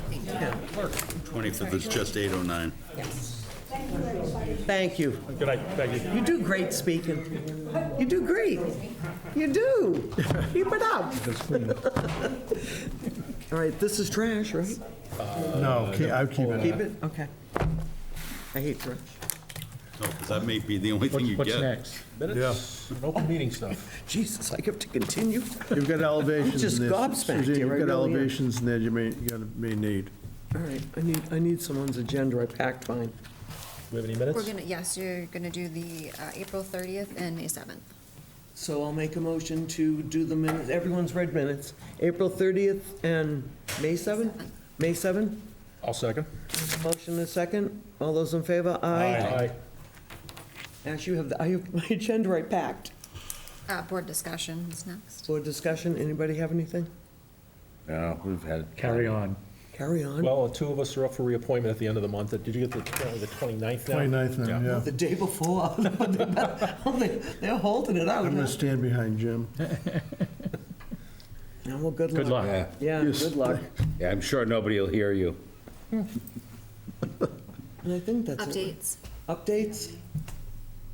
I think we're all set, right? Yep. Yeah. So our next hearing is Next week.